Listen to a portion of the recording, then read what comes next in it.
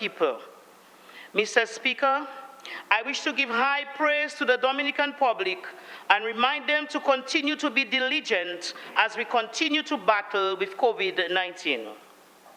The Ministry of Education, Human Resource Planning, Vocational Training, and National Excellence.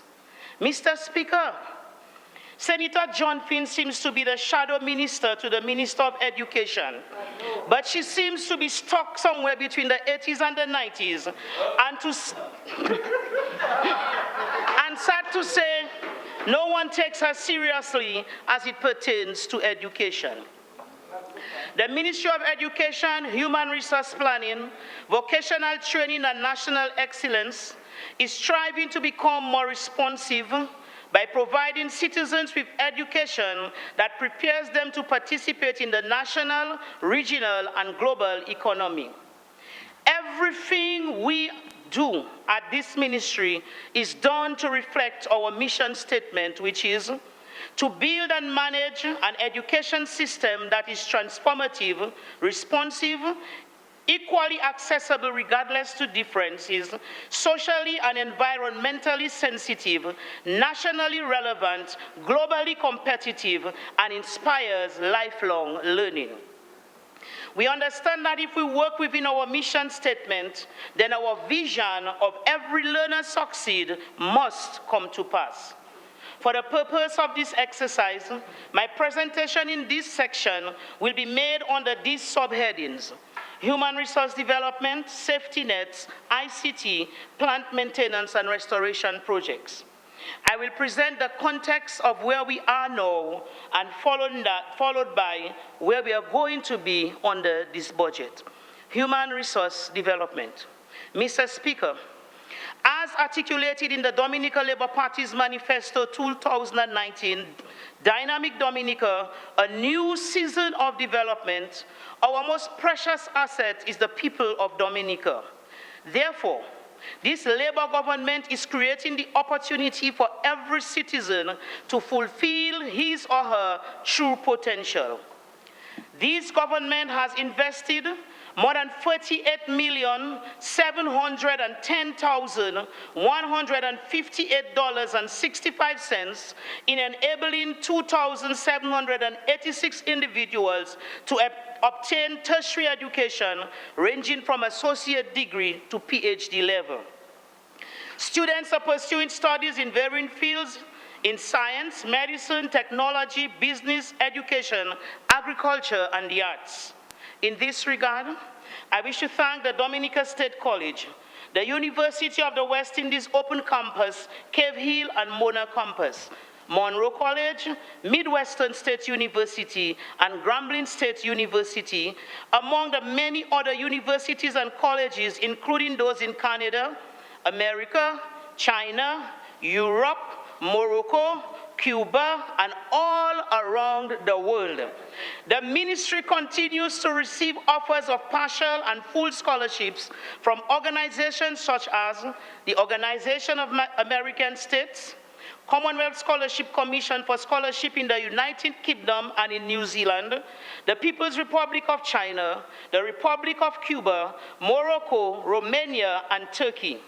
The government also received offers for short-term training courses from Indian Technical and Economic Corporation, China, and Japan International Cooperation Agency.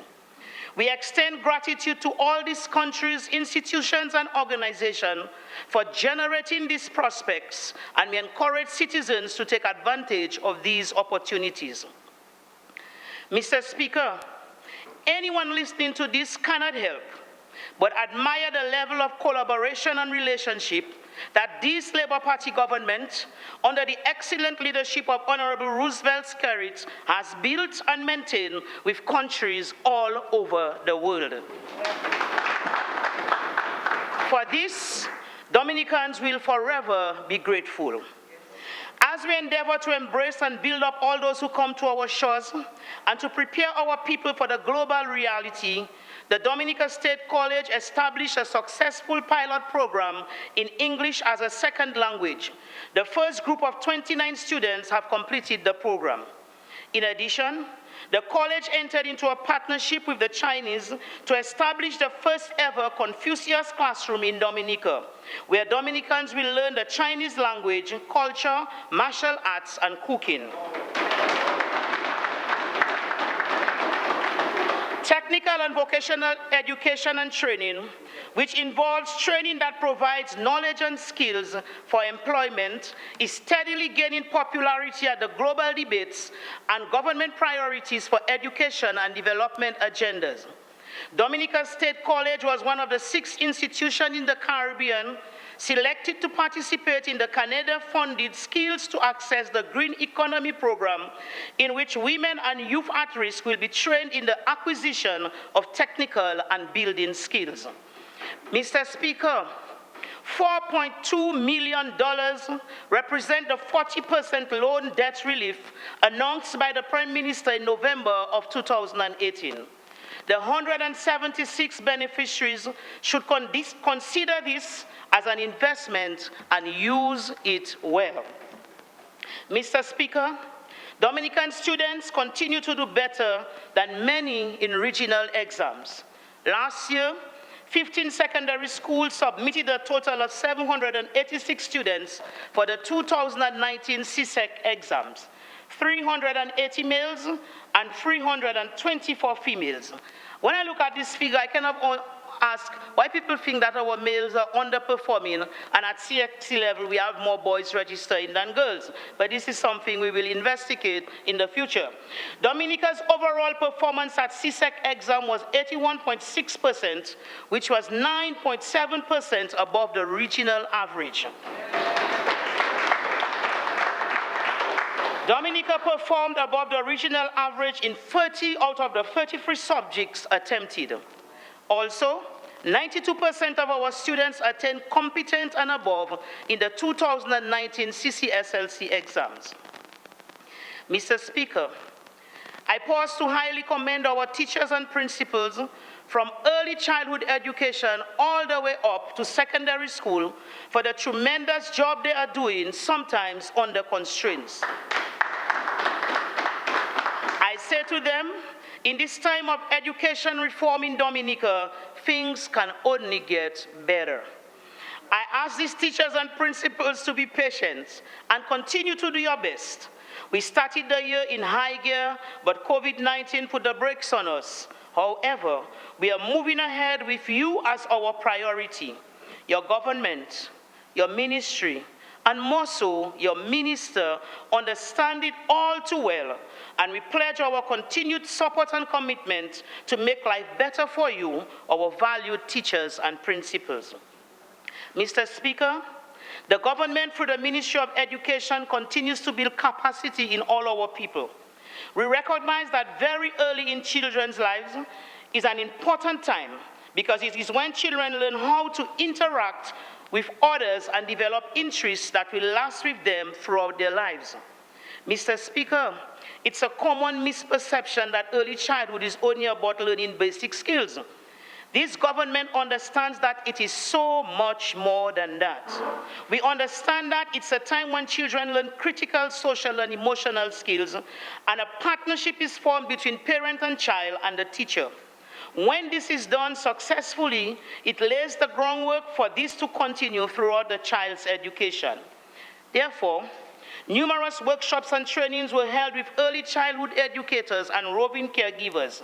Some topics covered in these trainings were the SRO number 39 of 2003, which are regulations for early childhood, how to use the high-scope preschool curriculum, physical and cognitive development in children from 0 to 5 years, and making play meaningful.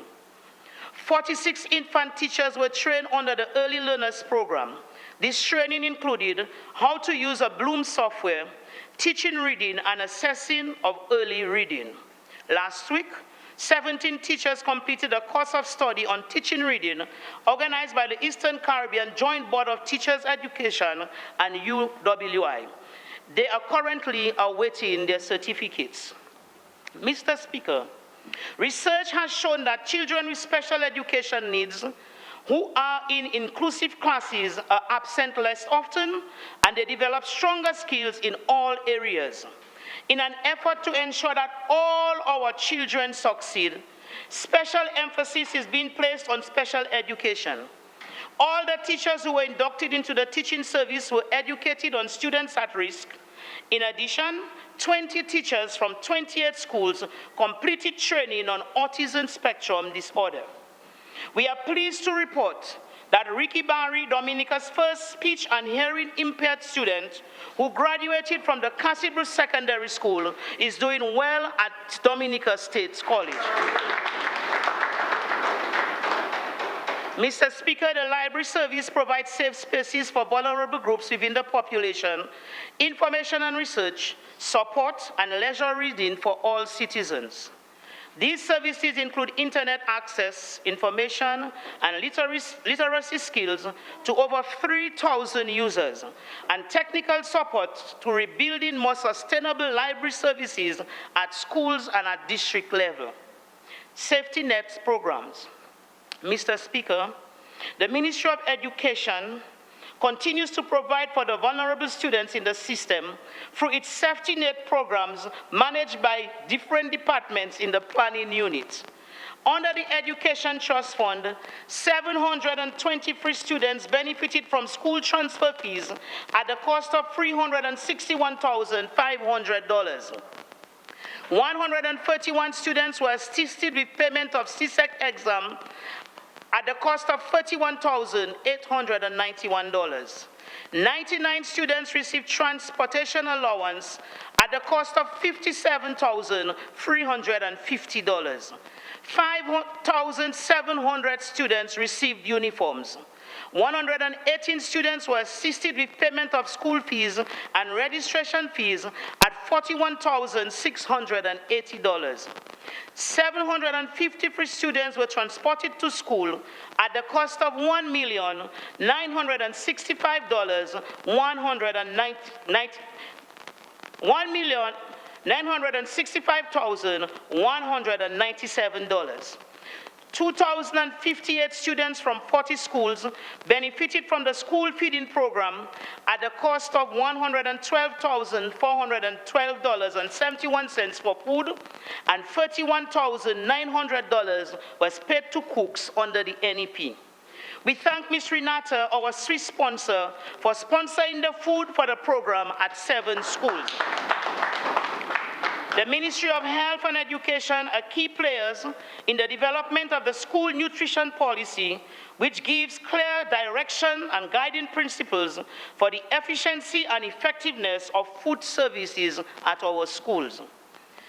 Textbook scheme continued to provide books.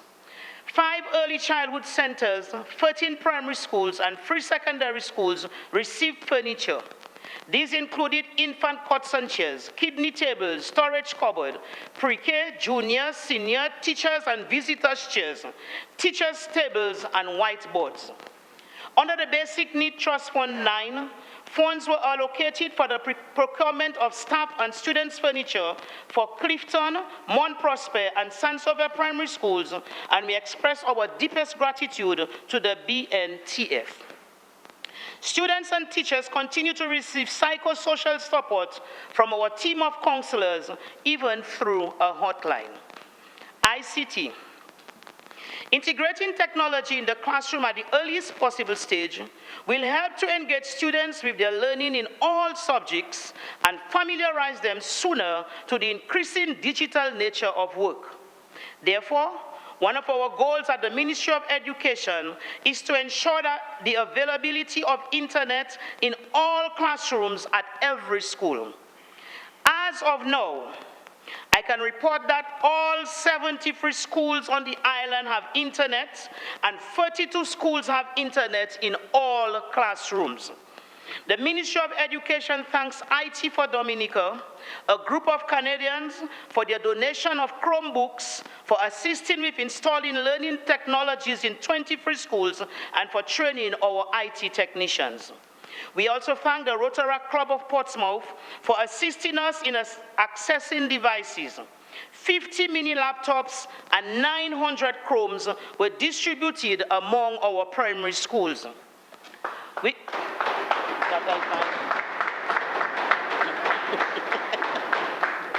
Within the last year, the ministry distributed 180 desktops to secondary schools to facilitate the implementation of technical drawing for CSEC. 420 mini laptops and 28 charging trolleys were also distributed among secondary schools.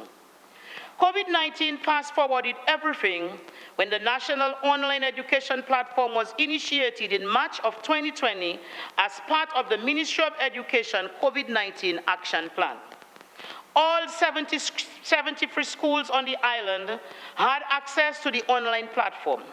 Teachers could readily create classrooms using the education.gov.dm email addresses and continue teaching from the safety of their homes. Students could further be invited to these classrooms through student-issued email addresses and could also be engaged in learning activities from the safety and comfort of their homes. Education officers at all levels were able to monitor and offer assistance to teachers, while principals could continue their day-to-day clinical supervision in the online classrooms. Approximately 14,000 individuals were part of this National Online Education Platform initiative. This included 1,021 teachers and over 11,000 students from the primary and secondary schools. To ensure inclusion, efforts were also made to include special education teachers and their students and early childhood educators and their students. The National Online Google Classroom platform was equipped with various tools such as Zoom and Google. Other online sites and learning platforms such as Digital Learning Hub, Flow Study, and CXC Learning Hub were easily integrated in the Google Classroom. Support and training classrooms were also created for district officers, teachers, students, and parents. Additionally, resources to help guide students and teachers alike have been placed in these support classrooms. Having established the national platform, communications within the Ministry of Education has improved, as officers can readily communicate to various stakeholders via the education.gov.dm issued email addresses. Direct support was given to schools and teachers through an online hotline, or you can just say hotline, operated by EMIS technicians and staff. Dominica State College successfully transitioned to online short courses during the COVID-19 period and for the foreseeable future. The college robotics team participated in the first global challenge held in Dubai from 24th to 27th October 2019. Dominica was placed among the top performers in the competition. We highly commend the efforts of the teachers and their students. And I want to pause to commend Renata Loader from Petit Soufriere, who was part of that team. Maintenance. 11 contracts were approved by the Ministry of Finance for repairs to school and the Science and Technology building. All projects have been completed. Flooring works at Monjon and Woodford Hill Primary. Fencing at Soufriere Primary. Rehabilitation of existing courthouse. Construction of a 5-classroom courthouse and demolition of old wing at the Dominica Grammar School. Plumbing works at Bakatel Primary, Isaiah Thomas Primary, and Cassibru Secondary, and the Education Science and Technology building. Remediation and deep cleaning at the Education Science and Technology building. Construction of 2-classroom timber structure at Thibault Primary. Repairs at Grandfort Primary. All the above at a total of $1,082,356.04. As part of routine maintenance, minor works were also undertaken at various schools. This included, but were not limited to, plumbing, electrical, repairs, and power washing. This cost $308,569.02. Mr. Speaker, the other project, which was rebuilding of a courthouse at the Cassibru Secondary, did not come through. Because the plans were changed. Cassibru Secondary needs more than a 2-classroom wooden courthouse. In terms of TVET and CVQ support, through the BNTF, 2 greenhouses have been installed at the Fairchild Secondary School. 2 are expected to be placed at the Constituency Secondary School, and 1 each at Portsmouth Secondary and Dominica Community High School. Work started on the upgrading of the auto mechanic facilities at the Fairchild Secondary School. The Maria Holder Memorial Trust Fund has collaborated with the Ministry of Education in constructing new early childhood centers in Bells, Concord, Roseau, Trafalgar, and Warner. The early childhood unit also received 144 chairs, 21 half-moon tables, and 3 open shelves from the Maria Holder Memorial Trust Fund. Capital projects. The Salisbury Primary School, which was funded by the Indian government through UNDP, CDB, and the government of Dominica, is completed. Keys were handed over to the principal earlier this month. Stabilization of the slope at the back of the Maho Primary School in preparation for building was undertaken at a cost of $170,654.49. The refurbishment of the Watton-Waven Primary School, financed at $594,037.90 by the Maria Holder Memorial Trust, is expected to be completed by the 1st of September 2020. Design plans for all other projects and the bidding process for most are completed. The process of pre-qualification is completed for 3 other capital projects undertaken by BNTF 9. All new schools have special access, washroom facilities, and water station designed to accommodate students with physical disability. All primary schools being built now also include early childhood education centers. Expectation from this budget moving ahead. Human resource development. As we aim to develop our human resource by providing opportunities for our citizens to increase their knowledge, skills, education, and abilities, a team of public servants recently completed government's new policy document, which will guide us forward as we continue to ensure that there is at least 1 university graduate in each household. Mr. Speaker, we have begun a research project, and data is showing that we may be closer to accomplishing this vision than we think. As a matter of fact, we are finding out that some households have up to 4, 1 parent and 3 children. And if anybody chooses to challenge me, you can come to Cassibrus and ask for Teacher Bonnie Home. You'll meet 1 parent with 3 children who have degrees. The policy will ensure that our students undertake course of studies that will be in line with our national priorities and the current global reality. This will ensure that when students complete their studies, they can easily find employment in Dominica, their home. In this regard, we will complete our review of the list of national priority areas, which is already revealing that more of our students must engage in the science, technology, engineering, mathematics, and technical skills-based courses of study. As we move on into the reformation of the Ministry of Education, to reflect the vision of the new season of development in dynamic Dominica, we will be guided by our new education sector plan. Our 3 analytic themes are access and participation, educational quality and relevance, education governance. These 3 themes, which are tied into 3 policy goals, will address access and participation, quality teaching and learning, library service and knowledge management, curriculum and assessment, teacher training and management, leadership and accountability across 4 cutting-edge areas, which are ICT, resilience and emergency management, special needs, inclusive education and early childhood education, and capacity development for improved management. As part of the reform, the early childhood policy will be revisited to standardize crucial components of the program. As we continue to increase access to early childhood education, thus moving closer to achieving universal early childhood education. Under the reformation, the curriculum will include life skills, civics, and financial management modules to provide our children with psychosocial and financial competencies to become self-sufficient adults. Mr. Speaker, in our effort to ensure job security for our teachers and principals and to honor our commitment made in the manifesto, 50 teachers and 4 principals have been recommended for appointment. Another list is being compiled for submission later this year. It is hoped that when the reclassification exercise is complete, a lot will be more favorable for our teachers.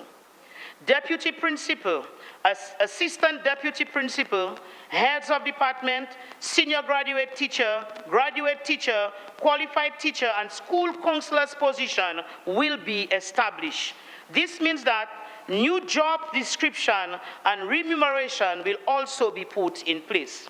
Safety nets. All our safety net programs will continue despite challenges presented by COVID-19. ICT, Mr. Speaker, COVID-19 allowed for an analysis of the national education system. It was not just the online platform. The Ministry of Education will implement special training to meet the needs of teachers, principals, officers, parents, and students to ensure that stakeholders within the education sector have the skill set needed for the 21st century and beyond. This will assist the ministry to have a blended learning environment where advanced technology can be integrated with teaching and learning. Upon the completion of a current project with the Rotaract Club, IT for Dominica Foundation, we expect to have over 120 access points available for continued installation in schools. This, we anticipate, will improve Wi-Fi access at all schools. In addition, Digicel will continue to build internet capacity, especially at secondary schools. Devices will be distributed in all districts for use by students and teachers in the new school year.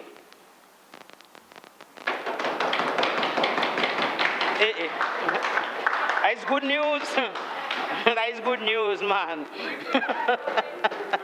In addition, 6 schools will receive donation of computers from Rotaract Club of Portsmouth. Primary schools teachers will receive training on how to use mobile-type devices in the classroom, eliminating the need to set up computer labs at primary schools. This approach is more cost-effective and appealing for use at this level.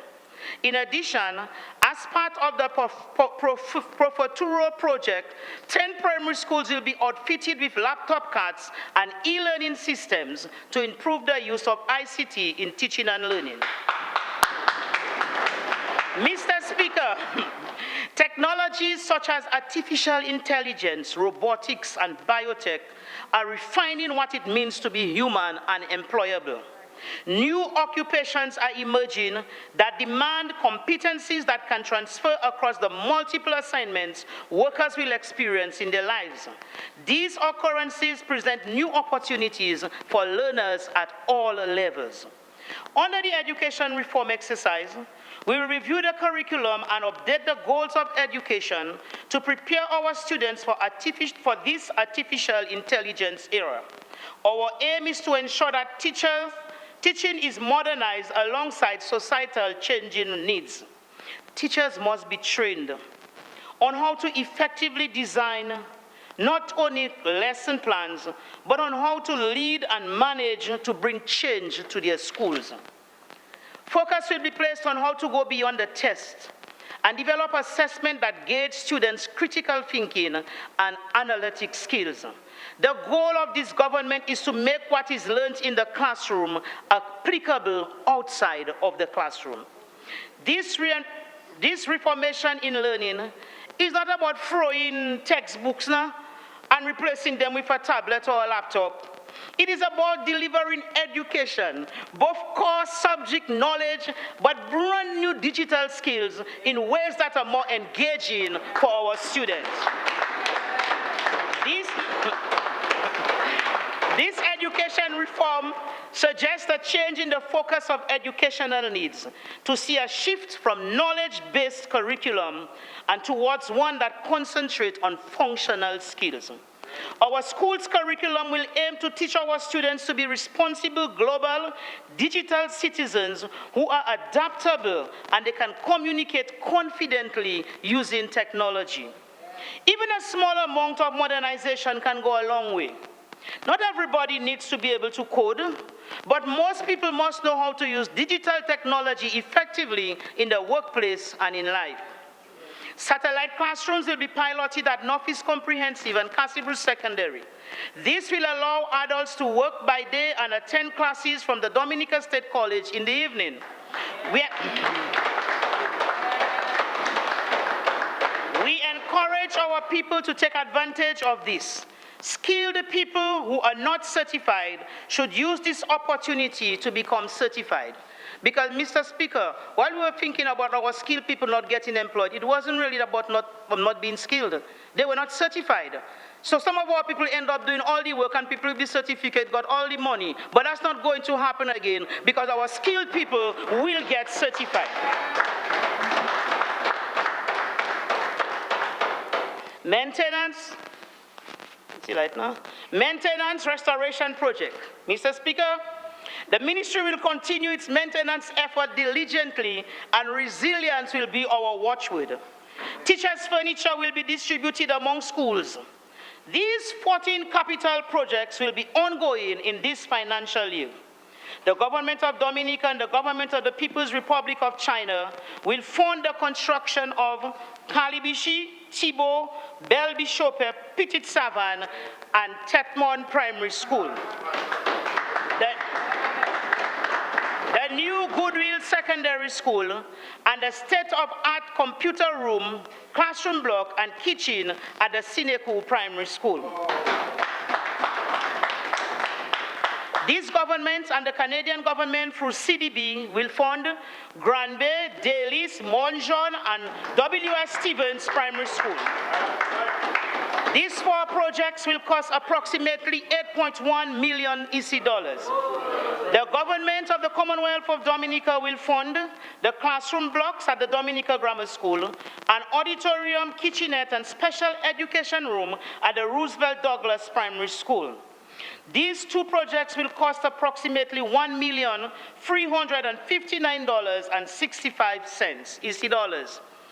Other projects to be undertaken in the Ministry of Education this financial year are rehabilitation of the Maho Primary School, rehabilitation of the old public library, and construction of a new library.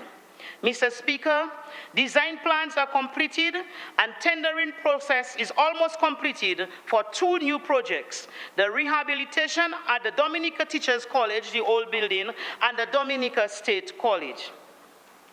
The Ministry of Education remains grateful for our various partnership with friendly organizations, countries, and donors. These collaborations can only result in the overall growth and development of the education system. Mr. Speaker, I wish to express my greatest gratitude and deepest appreciation to all the officers who work with the Ministry of Education, Human Resource Planning, Vocational Training, and National Excellence, and I mean all, for pulling together, especially in the face of our adversary, COVID-19. I extend special thanks to my permanent secretary, Mrs. Chandler Hyacinth, and my very young but efficient secretary, Ms. Joanna Carrett. I said to Mrs. Hyacinth last week, I think we need a little retreat soon because we have worked hard and well. Mr. Speaker, it would be selfish of me not to express gratitude to the former Minister of Education, Honorable Peter Sejan, for the work he did, leaving a relatively stable foundation for me to easily build on now. I thank all Cabinet colleagues for your collaboration with the Ministry of Education to make it all happen for the people of Dominica, especially our students. Special gratitude to the Prime Minister, Honorable Roosevelt Skerrit, who set the stage years ago when he was the Minister of Education. No other government has shown so much passion for educating the population like the Dominica Labour Party. Even while they were in opposition, they started the Cuban scholarship program. So when opposition tell you they can't do nothing, it's lazy, they're lazy. Because even when the Dominican Labour Party was in opposition, they started the Cuban scholarship program. Cassie Bruce constituency. Mr. Speaker, I now move to the Cassie Bruce constituency, where I have served in different capacity for 34 years. The Cassie Bruce constituency, where the people of Petit-Soufrière, Saint-Sauveur, Good Hope, Mopo, Deepa, Toronto, Formel, and Cassie Bruce proper are very grateful for the work the Labour Party government is doing. Mr. Speaker, teachers will be teachers.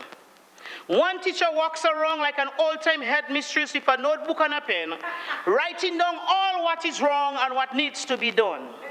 Even disturbing public servants in the constituency to ask them what needs to be done at the institution where they work, only to use the information to make blows in the air. Another teacher goes around embracing people, feeling their needs, and doing all she can to meet these needs. Teachers will be teachers. One teacher left under one title, Teacher Ernie. Another teacher left under modern free titles, Teacher Bonnie, Mothers, and Auntie Bonnie. Mr. Speaker, when teachers and students who are not related to you and their parents too in any way can bestow upon you the title of mothers and auntie, it means that you have gone beyond teaching, you are now reaching. Teachers will be teachers. Senator John Finn knows me well, and I know her very well. She is my constituent, and I am her pal. Teachers will be teachers. And I want to say one love, Teacher Ernie, one love. Again, I will present the context of where we are in the Cassie Bruce constituency, followed by where we are going under this budget. Agriculture, crop production. The farmers in the Cassie Bruce constituencies are very grateful that the government brought their produce for distribution and export during the challenges of COVID-19, and they continue to do so. This helped them greatly to remain financially stable. Everybody in the Cassie Bruce constituency is planting something. Vegetables are being grown all in the front yard, even in flower pot on the porch. We in the Cassie Bruce constituency, we have taken advantage of this initiative by the government. Our farmers are becoming motivated once more as they are making use of all the assistance of inputs, tools, and equipment given under the World Bank project.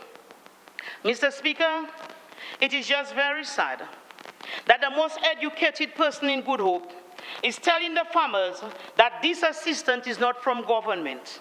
The farmers are being told that because the World Bank is not happy with the way government has neglected them, the organization came to their rescue. What dishonesty! Mr. Speaker, I have to take time to explain to farmers in an effort to correct this mischievous misinformation. But I was glad when one happy little farmer from Good Hope said to me, and I quote, "Is that I saying too?" How a man can just come in your house now, and even if you see your cupboard mash up, just finish, break it, and build a new one for you if you don't even give him right to come in your house. Mr. Speaker, I close quote.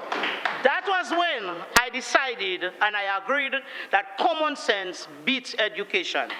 Mr. Speaker, if God has blessed someone with intelligence and the individual uses it to take advantage of others, the Bible refers to that person as an oppressor. So let us all in this honorable house be one. The new modern cassava processing plant, which is 85% complete, came at a time when the demand for foreign and cassava bread is very high. The 24-strong cassava farmers are very excited about this easy-to-tend crop, and a number of these farmers are now growing sweet cassava, which is becoming a popular staple in our constituency. The bay oil industry in Saint-Sauveur and Petite Soufrière is rapidly growing, and I am well pleased with the number of young people who are becoming involved in this industry. Livestock farmers.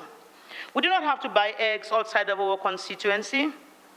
The goat rearing business is rapidly expanding in the Castle Bruce constituency. Mr. Speaker, I will have more than 22 goats. The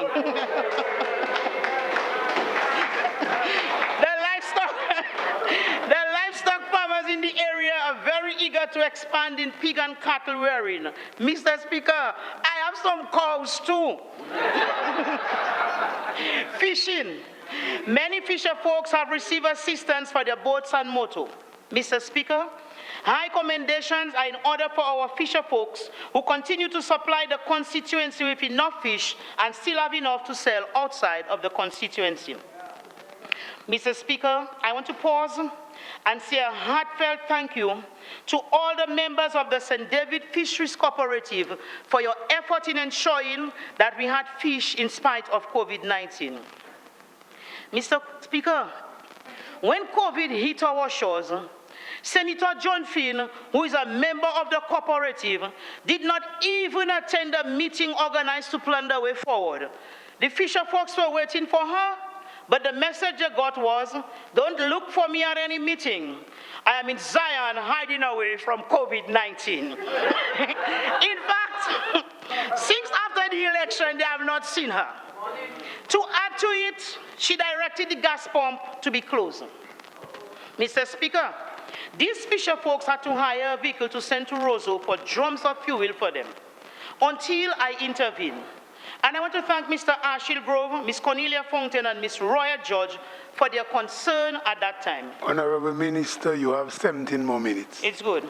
I also thank graciously the pump attendant for resuming the service after we made gloves, hand sanitizer, and mask available to ensure the safety of all. God bless them real good. So, Mr. Speaker, when you hear some people come to this honorable house and speak about my fisher folks, that is what it is, we. You see, Mr. Speaker, love is not a language of words that we speak with our mouths. Love is a language of action coming from our hearts. Housing. Mr. Speaker, millions of dollars have been spent in the Castle Bruce constituency in providing housing for our people.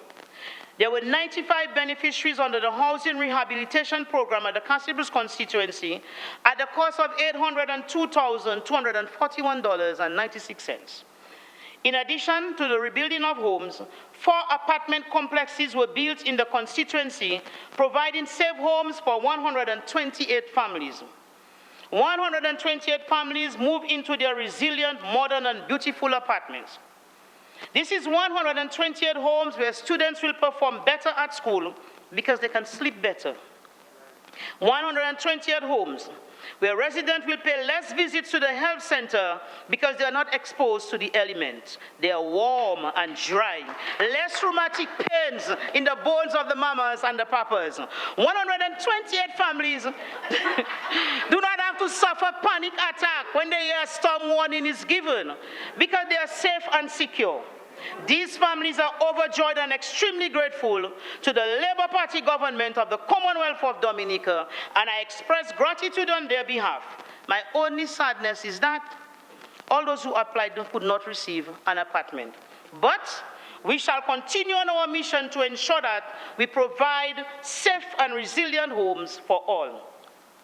Health and wellness. I'm drinking a little water there.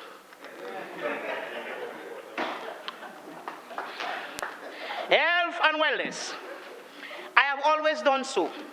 But today, I want to express deepest gratitude and appreciation for the health team in the Castle Bruce district. This team works extremely well, even under constraints and limitation. The team handled the COVID-19 with a level of efficiency that is noteworthy and deserves high praises. We thank the government for the solar system installed at the Castle Bruce Health Center. I cannot wait to see those health workers in action when the Castle Bruce and Saint-Sauveur health centers are refurbished and upgraded. I want to extend congratulations to Ms. Sarah Lee Thomas, who graduated from her community health nurse program recently. Social support nets. 182 constituents from the Cassibrus constituency continue to be employed under the NEP. 8 precious elderly people are benefiting from the Yes We Care. Constituents continue to benefit under the funeral grants and the rapid response program. On some occasions, I forward the messages of gratitude from my people to the Prime Minister so that he can know that the constituents of Cassibrus appreciate his effort in making life better for them. Everybody in the Cassibrus constituency received food packages from the government as support in remaining stable while dealing with the effects of COVID-19. Everybody in Good Hope received a package. Everybody, even her, she's my constituent, I am her pal rep. These packages were well received. Everybody, we didn't, it was not a political thing, we gave out food. Mr. Speaker? Member. No, because Mr. Speaker, Just watch the language in regards to even her. Just be parliamentary. Even? Language. Just okay, Mr. Speaker. Language. Okay. The senator, you could direct it directly to her. Senator, when we were doing food distribution for those who are really needy, sometimes people's actions can make you mean. For people who are really needy. All on Facebook flash up, I pass a certain house straight. But when we distributed to people who were not so needy, nothing went on Facebook. Yeah, Mr. Speaker? So only old things people like to put on Facebook, and I move on. Sports. Mr. Speaker, I want to highly commend both football teams from the constituency and those who were involved in training them. East Central, captained by Mr. Stanton Serafin, is in 7th place, and We United, captained by Ms. Yvette Laura and Mr. Kurt Christmas, is in 2nd place in the Premier League. Football continues to be the leading sport in the constituency. Education. I wish to express gratitude and high commendation to the principal of the secondary school, Mr. Harrod in Scotland, the principal of the Sansover Primary School, Mrs. Merlin Rule, and to all the teachers at the Sansover and Cassibrus Primary School and the Cassibrus Secondary School. I join with all in thanking Mr. Jovin Joseph for his 41 years of service as a teacher and principal, and I wish him a happy retirement. I feel sad for the children who will not meet him at the Cassibrus Primary School because they will miss somebody really special. Congratulations to Anthea John Charles and Ketura Eustache of the Sansover Primary School for obtaining scholarships and bursary respectively in the last grade 6 national assessment. Congratulations again to the Cassibrus Secondary School for capturing 1st and 3rd place in the last year's TSEC exam. 109 secondary school students in the constituency received assistance for textbooks. 24 students were assisted with payment of exams. 163 primary school students benefited from the textbook scheme, while 216 benefited from the uniform program. Schools continue to provide hot meals to students, either under the lunch or breakfast program or both. 28 students received school transfer funds, and 79 college students received transportation assistance.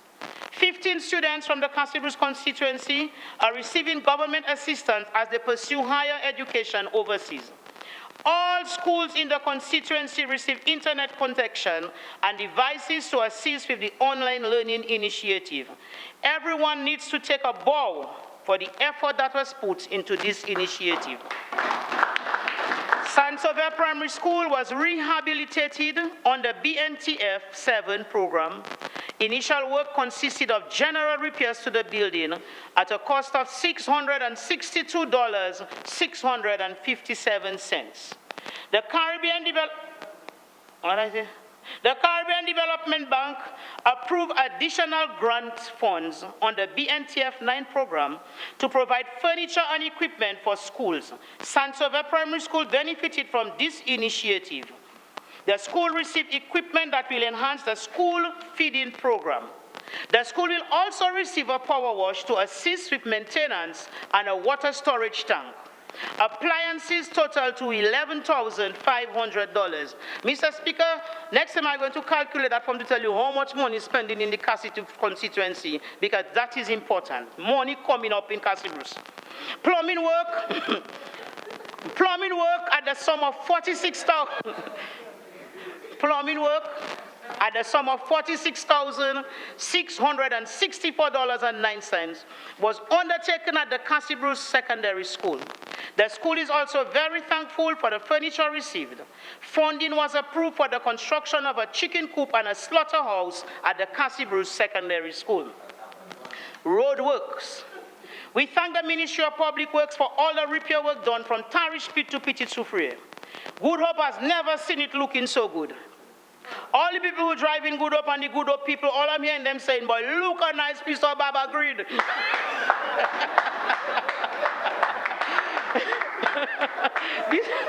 this, and every time they drive on it, they're saying the same thing, you know. The solar lights have made driving at night very pleasurable, and we are glad that we were not left out. The Cassie Bruce people are very happy for the new resilient Lower Sandhouse Bridge. Security and emergency. Yes, now. We are happy that the work has started on the police station. We also thank the BNTF for work done on Good Hope Resource Center. Work include reinforcement concrete retaining wall with chain-like fence and concrete driveway.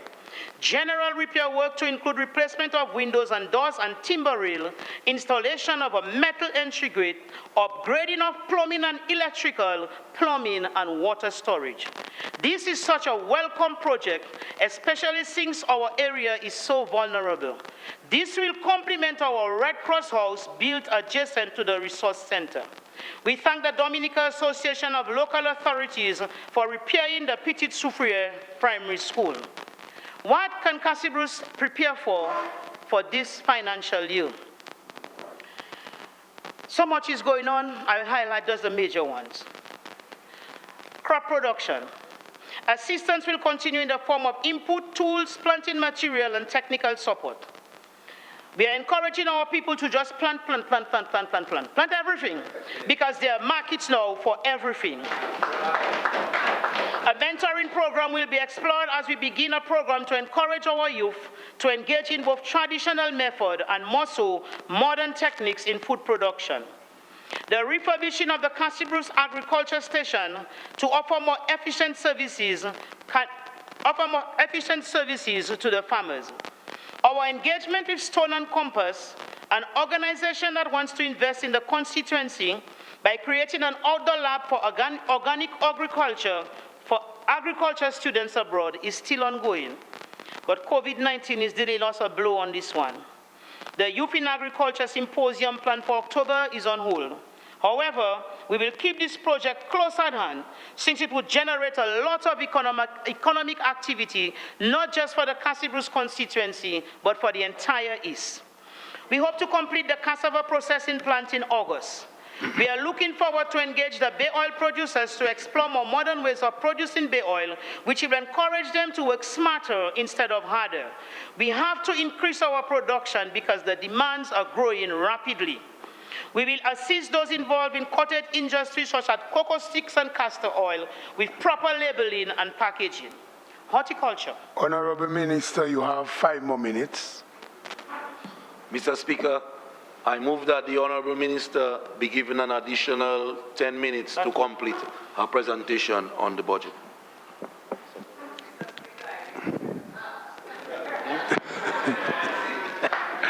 It has been moved and seconded that the Honorable Minister receive an additional 10 minutes to complete the presentation. Those in favor? Aye. Those against? The ayes have it. Thank you, Honorable Minister, you have an additional 10 minutes. Thank you graciously, Mr. Speaker. Horticulture. Foreign markets are opening to purchase exotic plants. Therefore, the people who are growing exotic plants and what we refer to as spotted plants in Good Hope area will be given technical support as we position ourselves to take advantage of this opportunity. Livestock farmers will continue to assist livestock farmers in fencing and animal housing. Fisher folks will continue to benefit from the World Bank project. They will receive assistance in continuing to purchase their boats and motor. We are investigating improving the Castle Bruce Bay site to construct a landing site for the Fisher folks at Castle Bruce. Additional facilities will be provided in Saint-Sauveur for extra storage for fish. A washroom facility will be constructed as part of the improvement to the Saint-Sauveur fisheries facility. I am in the process of wrapping up a long conversation with sports coordinator, and I am happy to report that the lighting of the Castle Bruce playing field will begin in August. I can just actually hear the shout on the next slide in Castle Bruce. We thank the sports division and the Football Association. Education. Internet service at all schools will be upgraded to ensure Wi-Fi access in all classrooms. More than 300 devices will be distributed in the constituency for use by teachers and students. Castle Bruce Secondary will get a resilient, modern building which will house 3 classrooms. This building will also be constructed to accommodate large school activities with prospects for an additional story. Under the BNTF 9, a chicken coop and a slaughterhouse will be constructed at the Castle Bruce Secondary School at the cost of $642,217.90. Also, under the BNTF, 2 greenhouses are expected to be erected at the Castle Bruce Secondary. Saint-Sauveur Primary School will receive their power wash, and Castle Bruce Secondary will be one of the 2 schools at which a satellite classroom will be piloted. We have Senator John Finn talking about teachers who are not appointed for 15 and 20 years in the service. That hurt my heart, man. She was the education officer. So all when the teachers had 6 years and 8 years and 7 years, she was the education officer. But all that time, there I was. She was too busy using people's shoulders as a ladder to get where she wanted and holding down people. And Mr. Speaker, when you hold down people, you have to stay down to hold down people. So you yourself staying down. So she kept herself down because she was holding down. And you know what? God is not a man. Teachers who meet the criteria from all 3 schools have been recommended for appointment. My students and young people can be rest assured that their PAL rep, who happens to be the Minister for Education, will ensure they benefit from the opportunities for scholarship.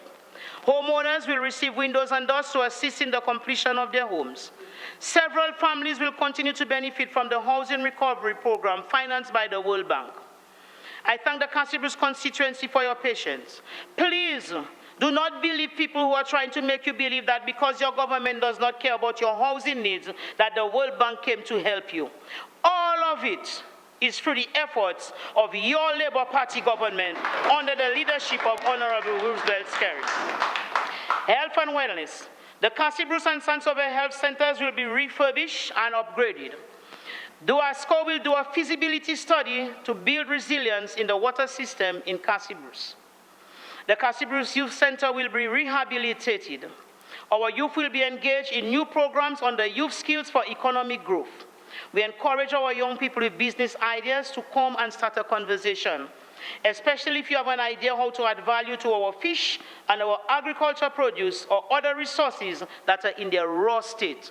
If you have a stone that you didn't pay nothing for and you can do something with that stone and sell it, preferential treatment will be given to you for your idea.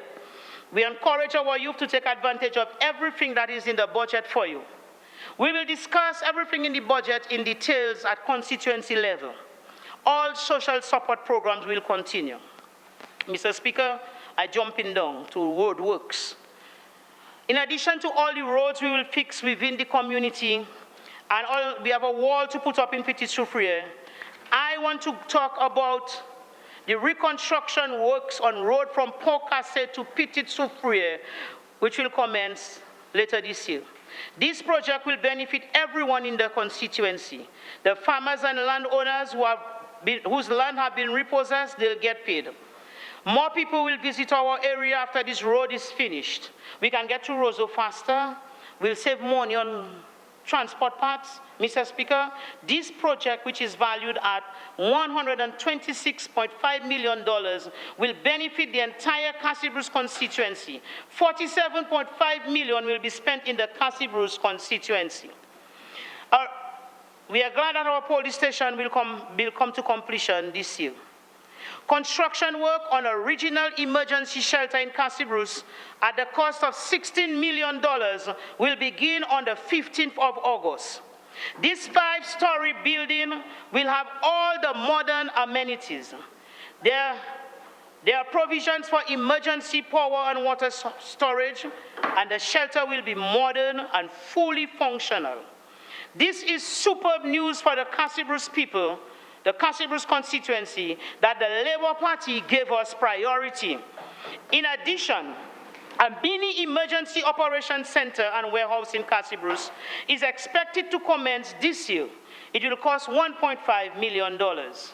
We decided to make Good Hope a model resource center, and the BNTF will sponsor solar renewable energy, equipment, and computers, air condition, search and rescue equipment, and you heard Ms. Paul presented it in her address.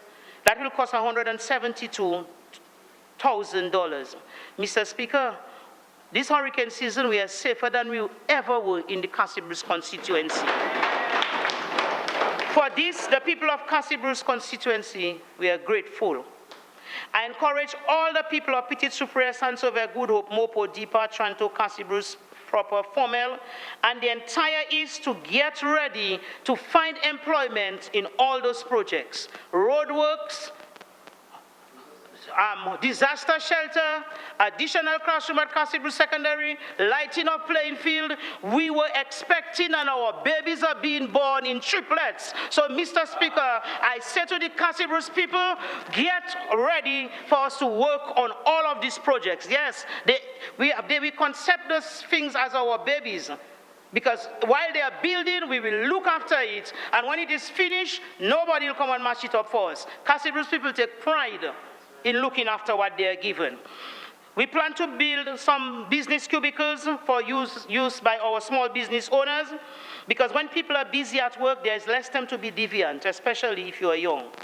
Those who will be working on the project will need food, so farmers and fishermen will sell more. Snack it operators going to benefit. Transportation workers will transport people. Heavy equipment and truck owners will be engaged, so fuel sellers will benefit. When people are moving to work, this brings life to the area. When money is flowing, the economy of the area will be positively impacted. Where money is flowing, the standard of living and living condition of people will improve.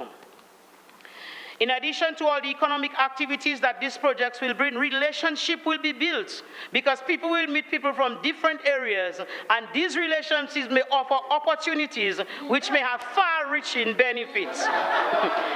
As I close, Mr. Speaker, I want to thank the people of the Castle Bruce constituency for all your love and prayers and for your vote of confidence. The churches, Labour and Friends Group, the Free Village Council, the health team, our emergency COVID-19 team, risk management team, all those who make it happen for me, the schools, the NEP, who work so well under the coordinators of Ms. Julia Winston and Ms. Adelina Gasper. And Mr. Speaker, I extend special thanks to Mr. Drygo, Johnson Drygo, who has taught me so much. If I tell you some of those things, John, don't cheat me, I'll never believe. So much. And continues to work so hard to support me in every way. And not me alone, no. I have to share him with Ms. Roberts and Kozia and everybody on the East. I thank my husband. I call him my love. And the rest of the family for all they do behind the scene. I thank the constituents in the diaspora. People like Dr. John Finn and Ambassador Lauren Banis and Nathalie Lockhart, who is dying to send some supplies down to the health center. All of them make it happen for me. I dare say that the Castle Bruce constituency is moving further into transformation stage. I thank the Prime Minister and the Dominican Labour Party for giving me the opportunity to serve at this level before retirement age bunks in. Mr. Speaker, that was not on my agenda at all, at all, at all. I didn't see that coming. I didn't plan for that. But I know, let God do his business now. Let God do his business. Mr. Speaker, I thank my cabinet colleagues for being a really good team. We work well together. I want us to be mindful always that God has called us to this position for a time such as this. My grandmother used to say, if your journey is meaningful, you can't stop and throw stones at all dogs that bark on your way because you might not reach where you're going. Therefore, we know the magnitude of the work that lies ahead. We understand that Dominican people are depending on us. Therefore, let us remain focused. Distractors are created to distract. So let them be destructive. Destroyers were made to destroy. So let them be destructive. Disruptors were born to disrupt. So let them be disruptive. But you remain focused. As Philippians 3 verse 13 says, strain forward to what lies ahead. Press on towards the goal. God did not bring us this far to leave us. Let us move ahead by faith in wisdom and grace, knowing that he said to us in Isaiah 41:10, fear not, I am with you. Be not dismayed, for I am your God. I will strengthen you. Yes, I will help you. I will uphold you with my righteous hand. Mr. Speaker, I fully and wholeheartedly endorse this budget as presented by the Honorable Minister of Finance. And I look ahead with much enthusiasm to the work ahead in the Ministry of Education and the Constituency. God will not take us where his grace will not keep us. God bless us all. Jesus love you and I love you too. Good night.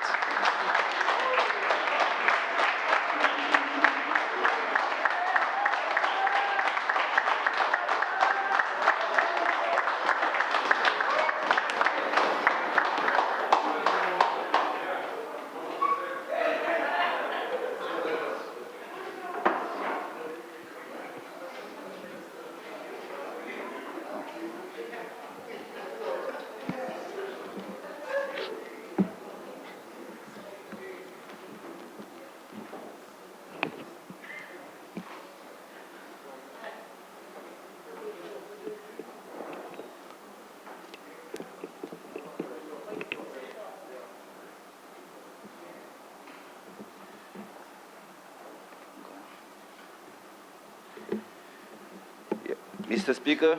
Yes, I recognize the Honorable Minister for Foreign Affairs, International Business and Diaspora Relations, the Honorable Dr. Kenneth Daru, Member for Pilit-Savan Constituency. You have the floor, Honorable Minister. Thank you, Mr. Speaker. Mr. Speaker, I authorize to make my contribution to this year 2020-2021 budget estimates.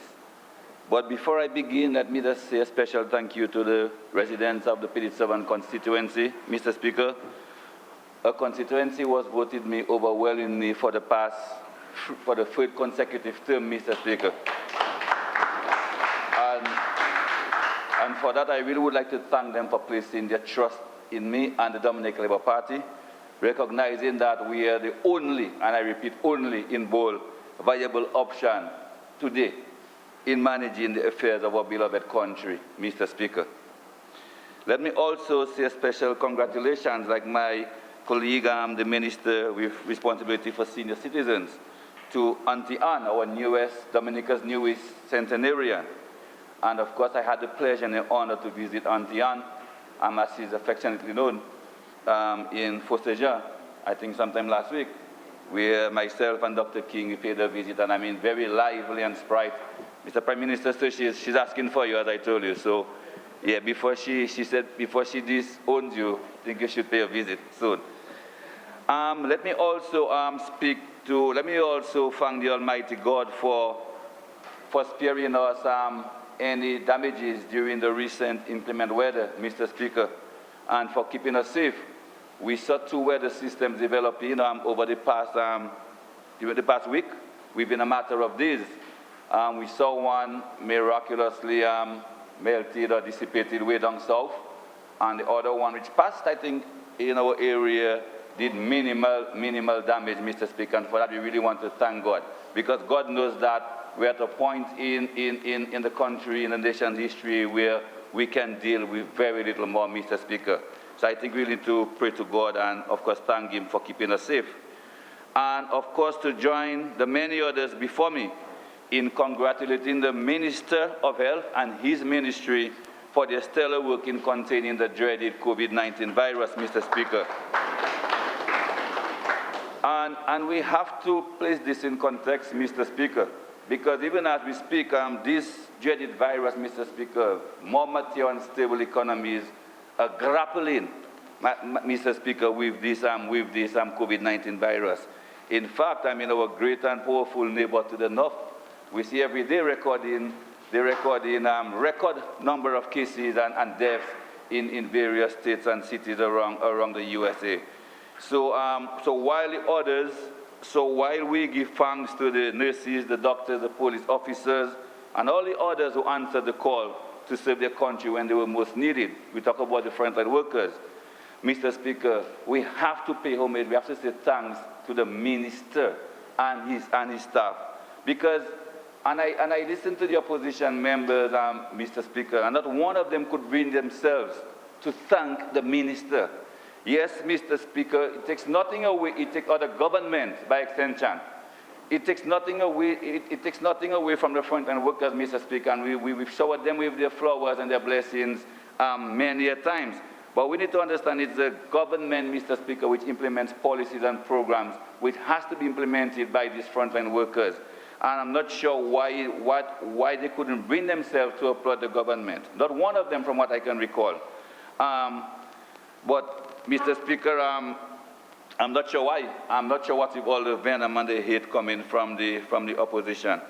So, Madam Speaker, we look at we look at the budget set against the backdrop, one where we are still reeling from the ravages of two major disasters within 2 years.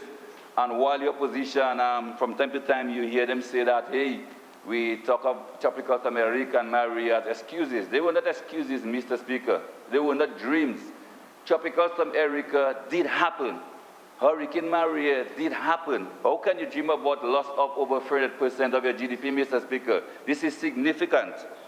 And they happened within the space of 2 years, where entire communities were destroyed, Mr. Speaker. And I speak to the villages of Ubik and Piditsaba and among others on the West Coast. Entire communities were destroyed, literally washed and blown away. And this budget also is presented at a time where we are still grappling to repair and rebuild the 90% or more of our housing stock that was destroyed by Hurricane Maria. Being presented, Mr. Speaker, in the midst of a global pandemic, the likes of which the world has never seen for well over a century, Mr. Speaker. And I'm pretty sure that many Dominicans, both here and abroad, were waiting with bated breath, Mr. Speaker, for the presentation of this budget, wondering what new taxes would be imposed upon them, what social programs, would be trimmed or even done right about it, Mr. Speaker, wondering whether there would be a pay cut of the public service, or maybe far worse than a pay cut, outright reduction of the public service, Mr. Speaker. Wondering whether we would see an appearance, or reappearance rather, of the dreaded austerity measures of the immediate post-2000 era, when Dominica had to recover from the ravages, not of any tropical storm or any dreaded virus, Mr. Speaker, not of any pandemic, but from a Category 20 UWP hurricane, Mr. Speaker, and a dreaded virus I call it UWP 95. Dominica, we had to recover from these two incidents. But what instead we saw, Mr. Speaker, is a budget of hope, one of faith, a budget of optimism, one that reassures the Dominican people that in spite of all that has happened and is happening as it relates to natural disasters and other external shocks, we saw a budget which still contained a number of measures designed to stimulate the economy and to allow the everyday Joe public a chance to chart a way of life for himself and his family. And we can speak to the digital transformation, agriculture, ongoing assistance to farmers, fishermen, agro-processors, the Dominican Entrepreneurship Visa Program, a special facility to support micro, small, and medium enterprises, concessions to manufacturers, discretionary duty-free on vehicles, the revolutionizing of the healthcare system in Dominica, renewed housing, reduction in land transfer fees, grant to first-time home builders, Mr. Speaker, tax amnesty, and of course, one that I like very much, the decriminalization of the good herb, marijuana, Mr. Speaker. Yeah. In addition to all of the above, Mr. Speaker, we also saw a plethora of other capital projects. I mean, under the Ministry of Public Works, multi-million-dollar projects, Mr. Speaker, still continuing amidst and after all that I mentioned, the two major disasters, we are still just beginning to see the light at the end of the tunnel, and here comes COVID-19, could still manage to come up with almost a $1 billion project, Mr. Speaker. And I want to join my colleague, Senator Esprit. I was at the table when the friend did ask, in this was the Prime Minister, whether we do not have a mint printing money in secret, because I think people are really expecting, Mr. Speaker, some serious austerity measures. But instead, here we saw a basket still filled with goodies, Mr. Speaker, for the Dominican public. And Mr. Prime Minister, Minister of Finance, hats off to you and your staff for putting together such a wonderful budget.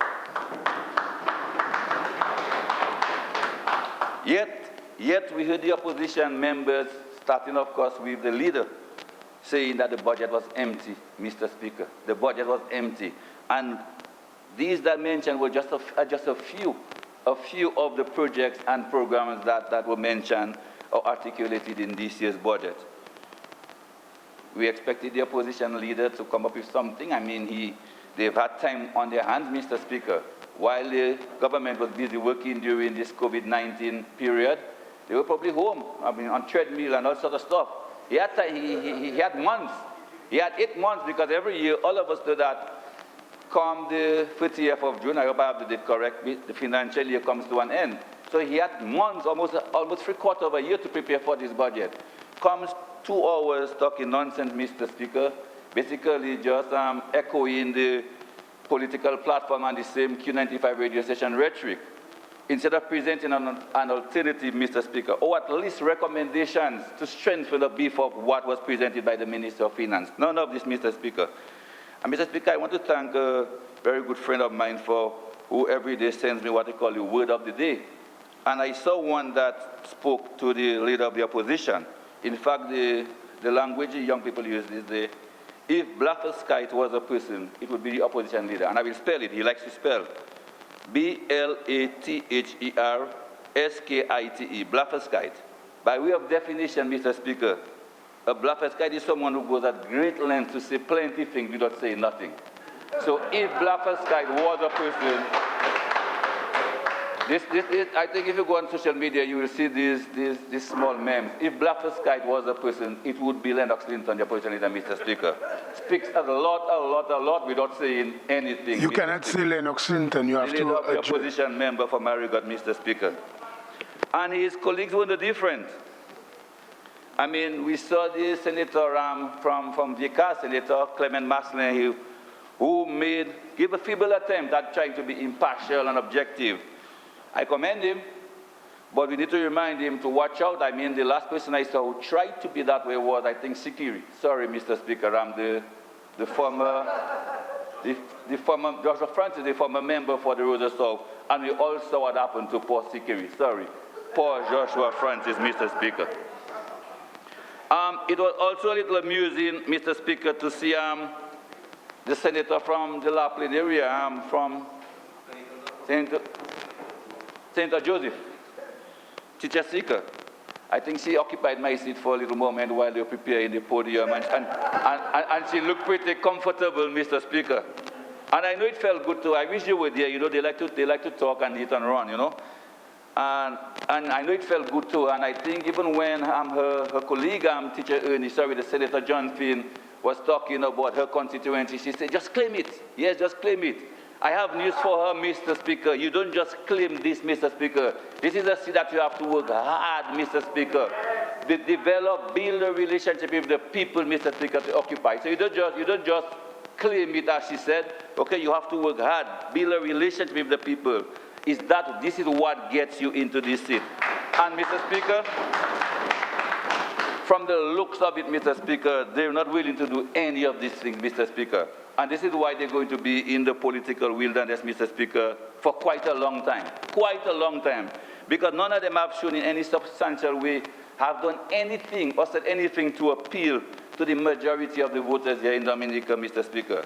And that's why they have rejected them not once, not twice, not 3 times, not 4 times, but 5 consecutive times. And this is telling, Mr. Speaker, quite telling for political party.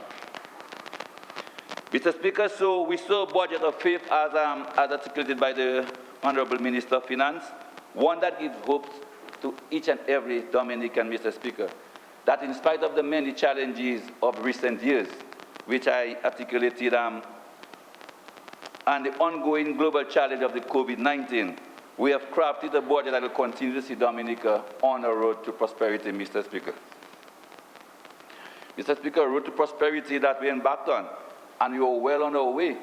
And we heard the Honorable Minister of Finance mentioned, I think it was the IMF projected growth for Dominica, somewhere in the region of 7%, Mr. Minister of Finance, or something, 7-point-something% this year. And Mr. Speaker, I'm not sure how many of us pay attention. I know most of us, we run to the capital estimate and see what's in it for our constituencies. But Roman numeral 4, Mr. Speaker, in the budget estimates document, where it gives certain indicators, Mr. Speaker, as to the last 3 years, certain growth indicators.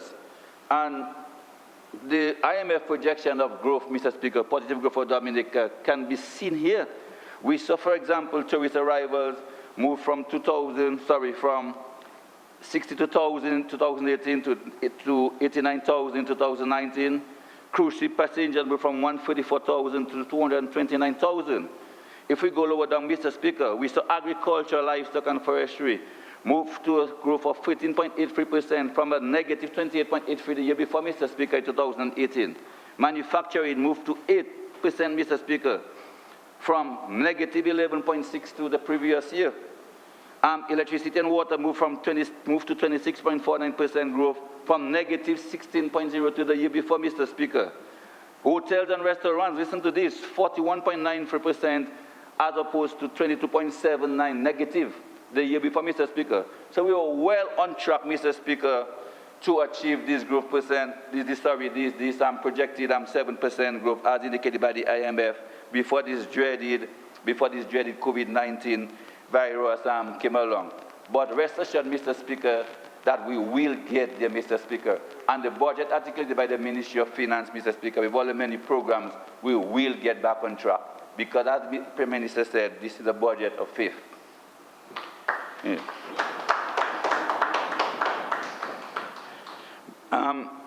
Mr. Speaker, I'm not going to spend too much time debating the actual budget because the newest members of the House, Mr. Speaker, I think they left very little for the older heads like myself to do, because I think they really need to congratulate themselves, Mr. Speaker, for defending so eloquently, Mr. Speaker, the budget. It has particularly left very little for the old heads like myself and Reggie and the other, Minister Austri, to do, Mr. Speaker. So I'll go right into the Ministry of Foreign Affairs, Mr. Speaker. Our diplomatic efforts over the last year, Mr. Speaker, were directed primarily at pursuing international recognition of our interests, securing international financing for our social and economic development, and securing further support for reconstruction post-Hurricane Maria, and of course, in more recent times, assisting with the fight against the COVID-19 virus, and strengthening and expanding our bilateral relations and the deepening of regional integration. Mr. Speaker, it is important to understand that Dominica's position in the international community can only be strengthened with the expansion of its diplomatic relations at both the bilateral level and the multilateral levels. And we at the Ministry of Foreign Affairs, International Business and Diaspora Relations, we continue to oversee and implement government's aggressive foreign policy, focused on the advancement of Dominica's national interests through the active and progressive conduct of its bilateral and multilateral relations. Mr. Speaker, our bilateral relations remain an integral tool in the achievement of government's foreign policy objectives. Government is very aware that the strong bilateral relations result in greater recognition of Dominica in the international arena.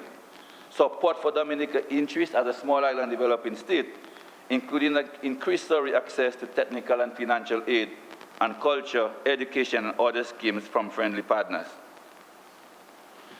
Mr. Speaker, I think you'll be pleased to know that Dominica currently maintains diplomatic relations with 129 countries in Europe, North America, Latin America, the Caribbean, Asia, and Africa. And of course, we are hoping to pursue aggressively the establishment of diplomatic relations with quite a number of other countries that we started discussions with. Of course, our traditional friendly countries such as the Bolivarian Republic of Venezuela, the Republic of Cuba, the People's Republic of China, and the United Kingdom have remained steadfast in their support and tangible commitment to Dominica. And Mr. Speaker, I really would like to highlight, and especially our relationship with countries such as the Bolivarian Republic of Venezuela. And even during this trying time as the COVID-19 pandemic, and we all know that Venezuela, they're going through they have their own internal issues, Mr. Speaker. But in spite of that, they value in the friendship and the support that we've given them in many an arena, Mr. Speaker, many a forum, that they, in spite of the internal challenges, Mr. Speaker, the economic and blockade put against them by the USA, which have really hindered the entrance of foreign currency into the country, Mr. Speaker, they still, whatever little that they have reached out to us, Mr. Speaker, by way of, I think, PCR testing and other equipment to help us fight COVID-19, Mr. Speaker. And I think this is commendable.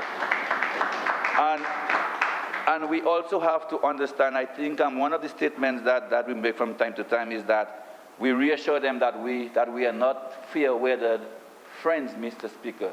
Because we recall that back some 10 years ago, if we could backtrack to some 10 years ago, Mr. Speaker, when things were much different, Mr. Speaker, when the Bolivarian Republic of Venezuela, through the Petrocarib agreement and others, funded a number of social and community projects, Mr. Speaker. Some of the communities, we still have evidence of that, the filling stations in Fort St. Jean and Scott Z, a number of the Petro Casas, while the hurricanes did a number on some of them.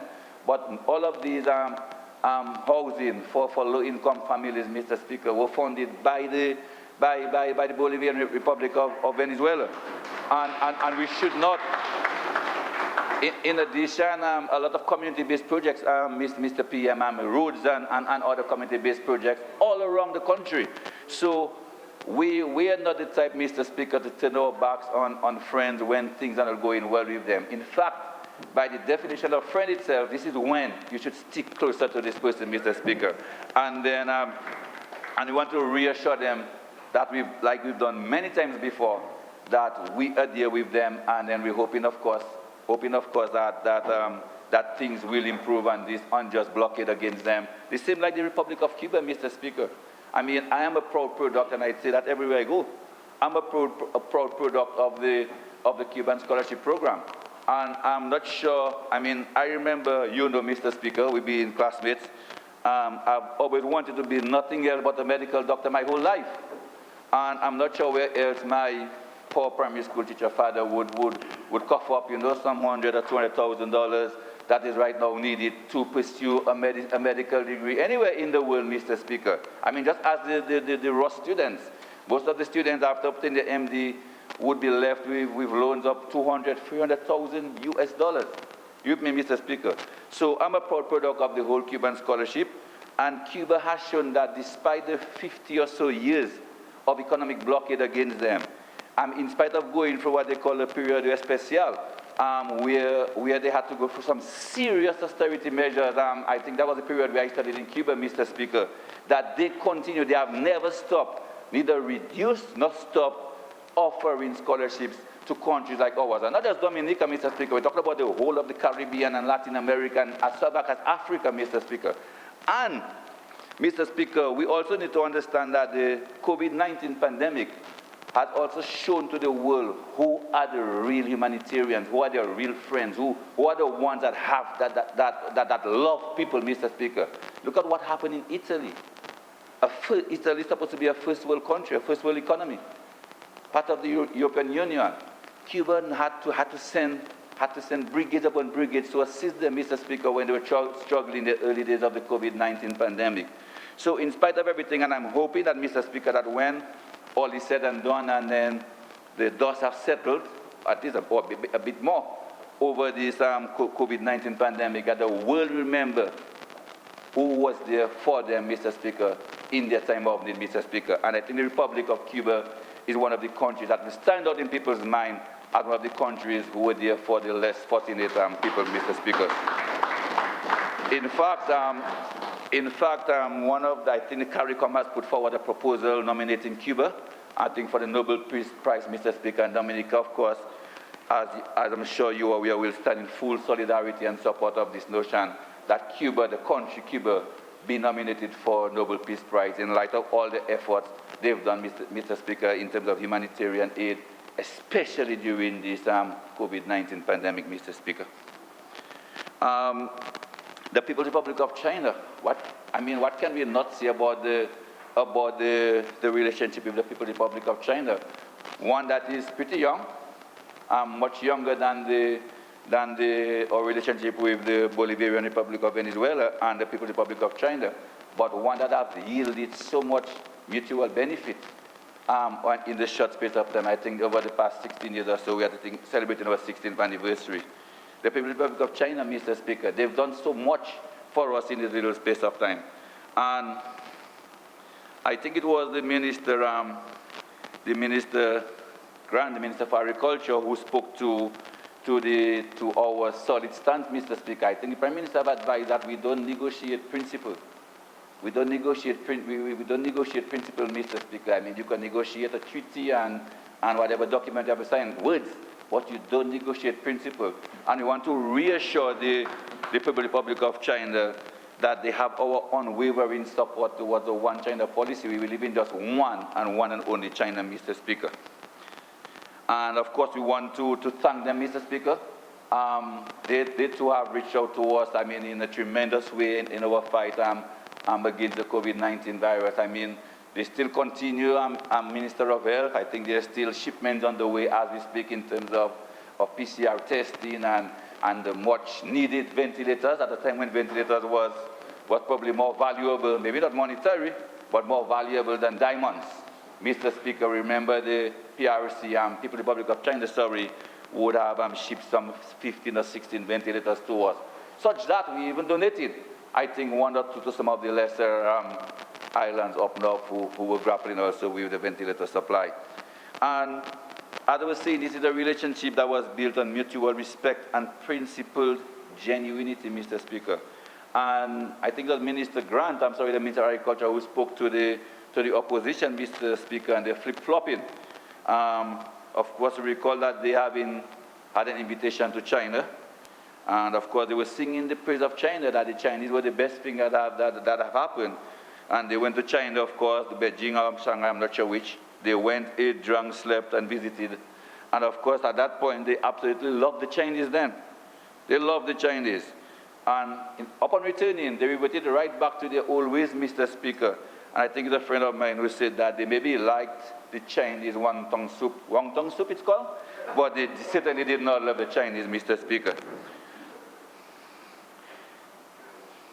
And of course, as I said a while ago, we'd like to reassure our friends in the People's Republic of China that as long as this Labour Party remains in power, we will recognize one and only one China, Mr. Speaker. That is the People's Republic of China.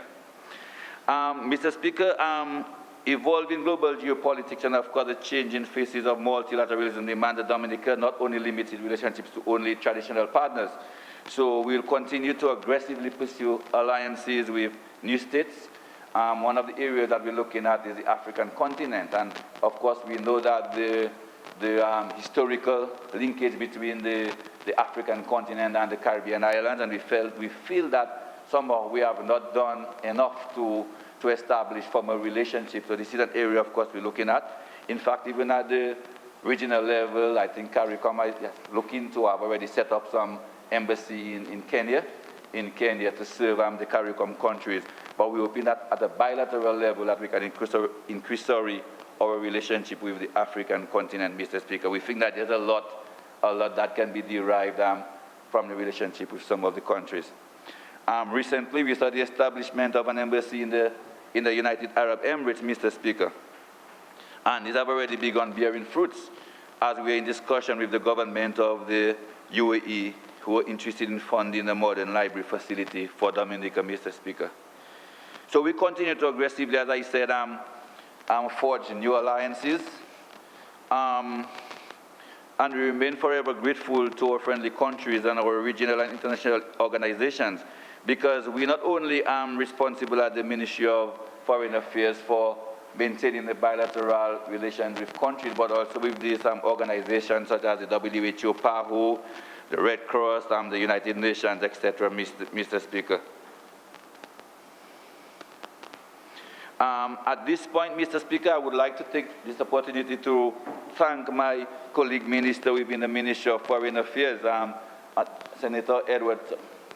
Honorable Edward Regis, the Permanent Secretary, and the entire staff of the ministry, Mr. Speaker. Recently, we just completed a weekend retreat, Mr. Speaker, of the ministry, where the staff was re-energized into recognizing that the Ministry of Foreign Affairs plays a vital and pivotal role, Mr. Speaker, in the development thrust of Dominica, not just for protocol services, etc. Because a lot of times, Mr. Speaker, we let them understand that this is where sometimes a lot of the talk starts and also end. Yes, eventually projects are eventually passed on to line ministries, etc., respective ministries. But a lot of times, Mr. Speaker, the talk starts when a visiting diplomat, ambassador, or foreign affairs minister, etc., visit the Ministry of Foreign Affairs. So we have to now see ourselves as a very critical ministry in executing some of these duties. And in fact, I mean, during the ongoing pandemic, I mean, that was very evident that the Ministry of Foreign Affairs was key in getting our ambassadors, our embassies, and even overseas, Mr. Speaker, to send much needed supplies to deal with the COVID-19 pandemic, Mr. Speaker. I would like to take a few minutes, Mr. Speaker, to go through the constituency, because were it not for the people voting me back into office, Mr. Speaker, I would not be speaking as a minister of government. And we know that the P7 constituency is a very, very, very vulnerable part of the country.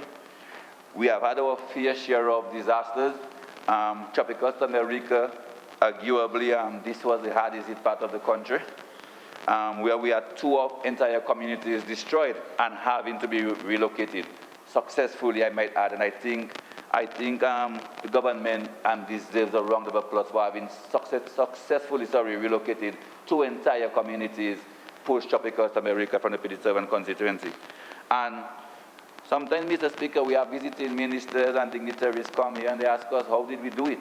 You know, how did we do it? I think we had not even started the Bell Bishop resettlement. We had just done the Ubik in Center Petrocasas, and you're asking, what are the repayment terms for these homes? And even more recently, I remember at the Ministers of Social Services retreat here in Dominica, when we showed them a presentation of the homes in Bell Bishop, they were asking, what are the repayment terms? So when we say that, no, they're getting them for nothing, they're like, really, how do you guys do it? And I think these are some of the things that we're not sure that where do these opposition members, you know, they don't move around the country to see these things. I mean, it looks like they just go straight from their home to Q95 and vice versa, or wherever else it is that they go. But obviously, they don't drive around the country to see the many other apartments, buildings, and homes that have been constructed since the Bell Bishop resettlement. So yes, while we set the trend for these nice climate resilient buildings, since then, Mr. Speaker, a number of these type of buildings have been constructed all across the island.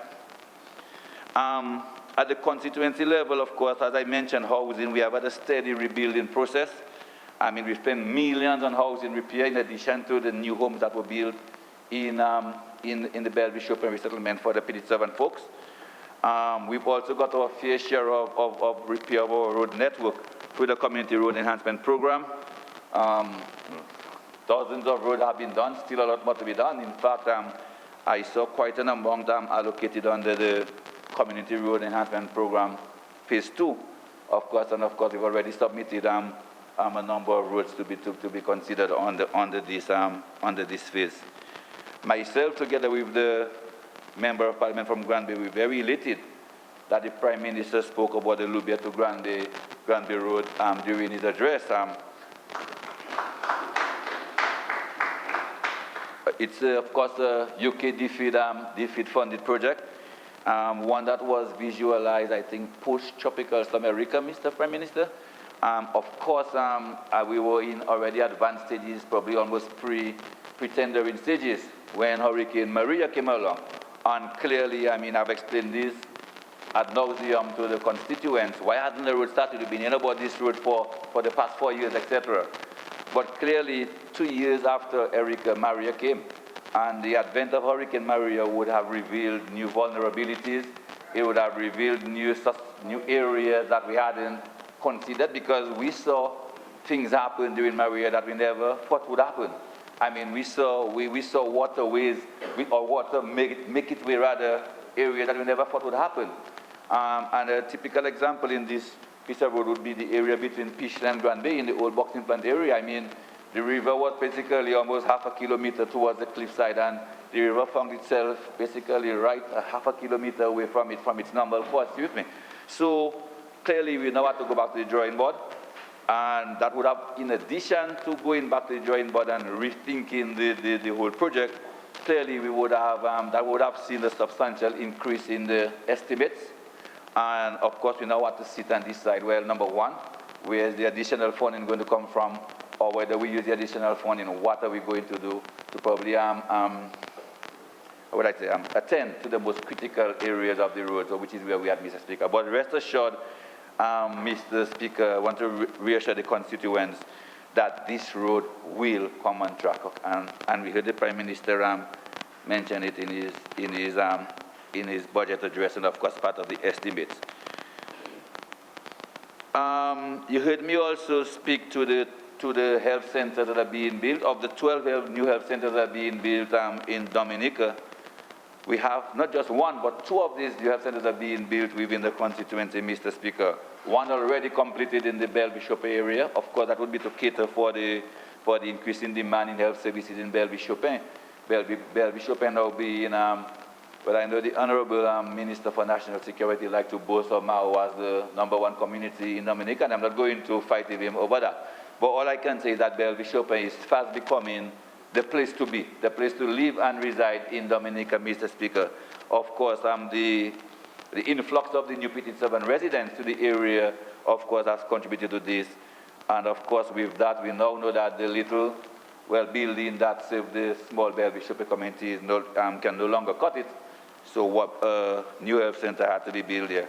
And in the village of Bagatelle, we've seen the construction of the building is in an advanced stage, Mr. Speaker. So out of the 12 health centers, we don't have one, but 2 of these health centers are being built in the constituency. And I really want to thank, of course, the former Minister of Health for making this happen. Yeah, okay, you guys didn't get it, yeah.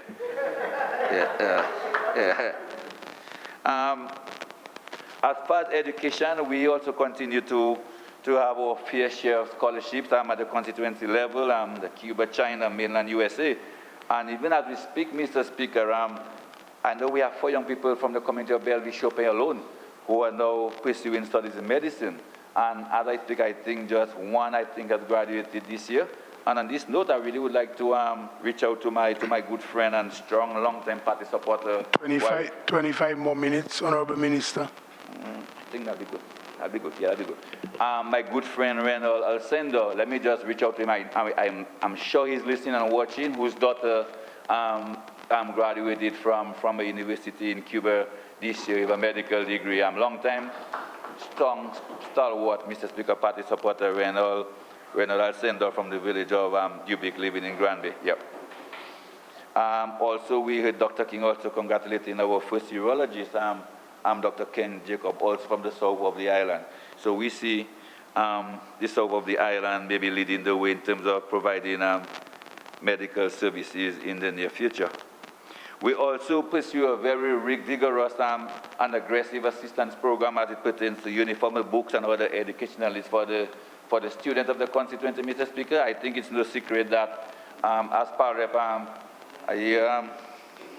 my good friend, sorry, can I drink some water, sir?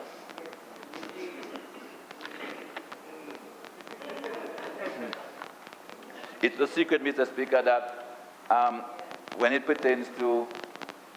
relates to education assistance to my constituent, Mr. Speaker, I can be very aggressive, and I really would like to thank, well, the former Minister of Education and also the Minister of Finance, many times yielded to some of my most aggressive requests from time to time, Mr. Speaker. But I mean, which is why sometimes, from time to time, you hear people say that you're not doing anything as a member of parliament to assist people. Sometimes it hurts, because when I look at maybe what I do sometimes as compared to some other people, I think I do quite a bit more, Mr. Speaker, as it pertains to getting assistance to my people, right, Honorable Douglas?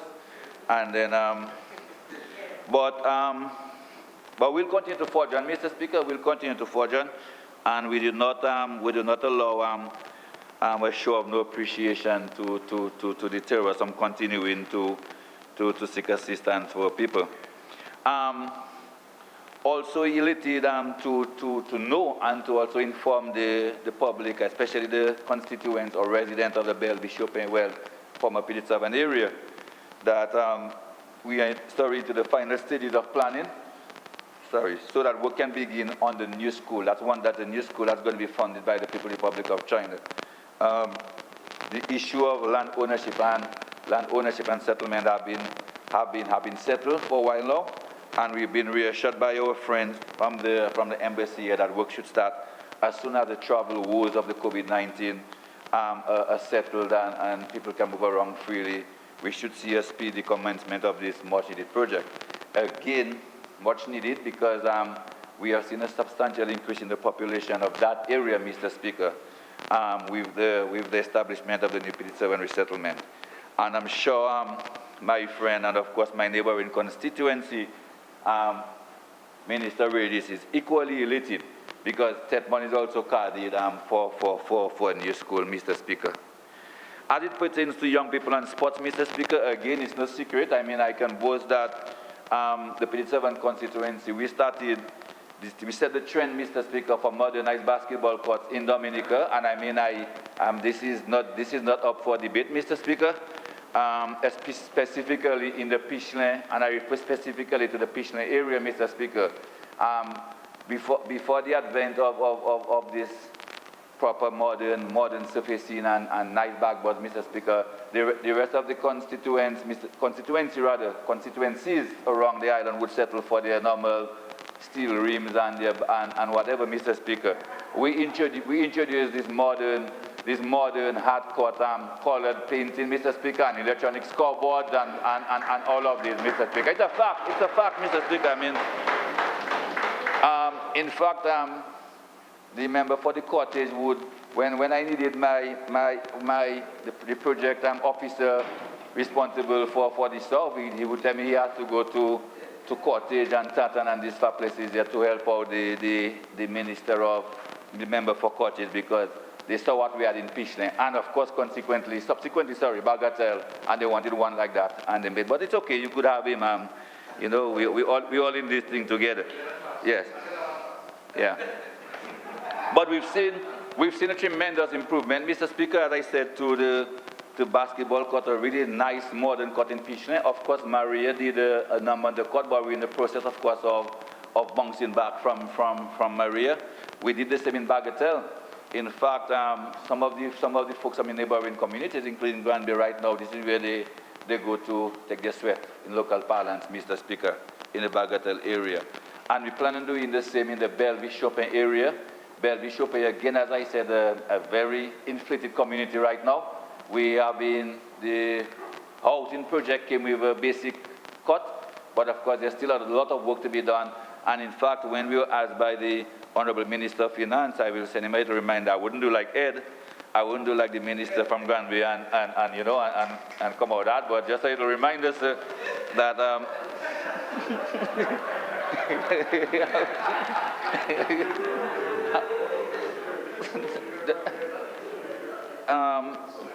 just a little reminder, sir, that when we were asked to submit like two major projects for our constituency, that the development of the remainder of my sporting facilities, Mr. Speaker, was the one that I did, because I've seen the difference it made in the community of Fish and also Bagatelle, Mr. Speaker.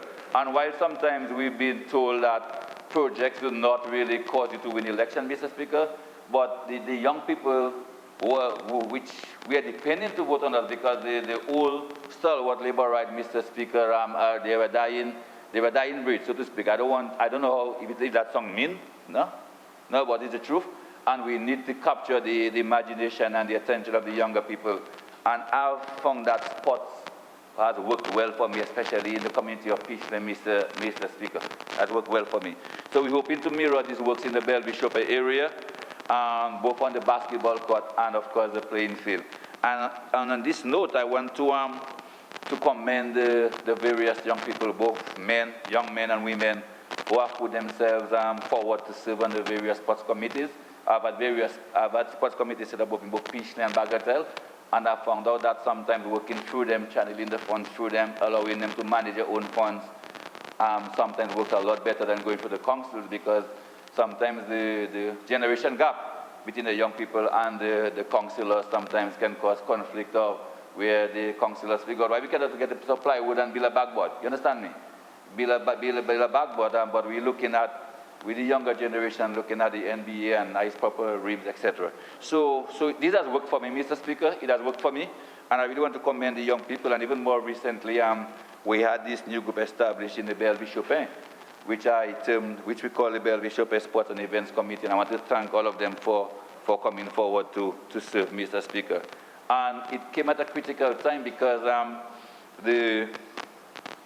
the influx or the settlement of the folks from the former PD7 community, we always something that we didn't see that would evolve into anything serious, but we saw little spits of friction sometimes between the existing community and the new community, and we felt that, or we feel rather strongly that sports is a way that we can get the two communities to mesh a bit better. And in fact, the committee we ensured is made up of the executive that is made up of members of both the existing Bell-Bishop community and the new incoming or the new PD7 or former PD7 residents, Mr. Speaker. So we hoping that this could help deal with any potential issues that may arise. The NEP, Mr. Speaker, a lot have been said of the NEP by other speakers before me. They said it was an election gimmick, years ago. Years later, we still have the NEP. In fact, hypocritical, Mr. Speaker, we heard them crying, lamenting the fact that the NEP has been trimmed. These were the same ones who some years ago were crying on the NEP. They called it all sorts of ridiculous names and ridiculed the interns and the people employed under the beautification and cleanup program in the various communities. But I want them to know that the allocation has been reduced because, obviously, Mr. Speaker, for greater efficiency, the NEP had to be trimmed. Some people would have moved on, as we said, to establish jobs, etc.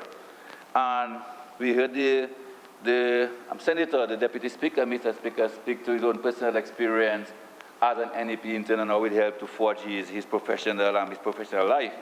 But I want to reassure the Minister responsible for NEP, that Mr. Frederick, Honorable Frederick, that at the PD7 constituency, I don't know for other places, I can only speak to PD7, that you get value for your money, Mr. Minister. And I mean, those of us who have taken the opportunity to drive through the Bagatelle, Bell-Bishop, Peachland, in particular the Bagatelle First Asia groups, Mr. Speaker, I mean, the work that they do is something else. And not just in the communities. Right now, we have engaged them to help with the hurricane preparedness. So they do a lot of the overhangs and the gutterings all in the former Dubic area, etc. And the work that they do is just remarkable. And I really want to reach out to thank them and to let them know that we appreciate the work they do. In fact, I think the Prime Minister knows some of them very well. I mean, this group are from Point Carib, mainly women. I think about 8 women and one little Meg fella with them. And 8 women, and the work that they do. I mean, Mr. PM, the work that they do, Mr. Speaker, is just tremendous. And I really want to express my appreciation to the entire team, the supervisor, Mrs. Connie Charles, and the team leaders, Julia Bruno, my friend Janet Albert from Bellevue Chopin, among others, Mr. Speaker. So, Senate Minister Frederick, just know that you get in, as I said, and if ever, Mr. Minister of Finance, there was a case to be made for a little increase, trust me, it would have to start with the Bagatelle, Poseja, and Fab NEP, Mr. Speaker. Yeah. In terms of infrastructure, as I said, we plan to benefit from the phase 2 of the Community Road Enhancement Project. We submitted the roads in the Dubic Community Inn Center for, I know the Minister for Public Works told me that we have to look at it because quite a number of roads, it's one road, just different parts, so if it means that it has to be phased, of course, that we can look at it, with the hope that we can, of course, engage local contractors to stimulate the local economy. In terms of water, Mr. Speaker, incidentally, or coincidentally rather, someone sent me a video today of my famous friend from Bagatelle, Siri. I call him the video king. He was releasing a video every day, every week before the election. Like my partner from Bagatelle, Siri, Rasta guy, you must have seen him, lamenting on the condition of the water intake in the Bagatelle area. And indeed, Mr. Speaker, it is needing attention. I mean, started with Tropical America and Hurricane Maria. But then again, we would recall, Mr. Speaker, that between Maria and Erika, I mean, a number of water systems were affected, Mr. Speaker, and then rebuilding, everything is not going to be rebuilt all at once. You with me? But those of us who listen would have heard the Prime Minister in his address actually mention or single out the Bagatelle water supply to be upgraded in this fiscal year.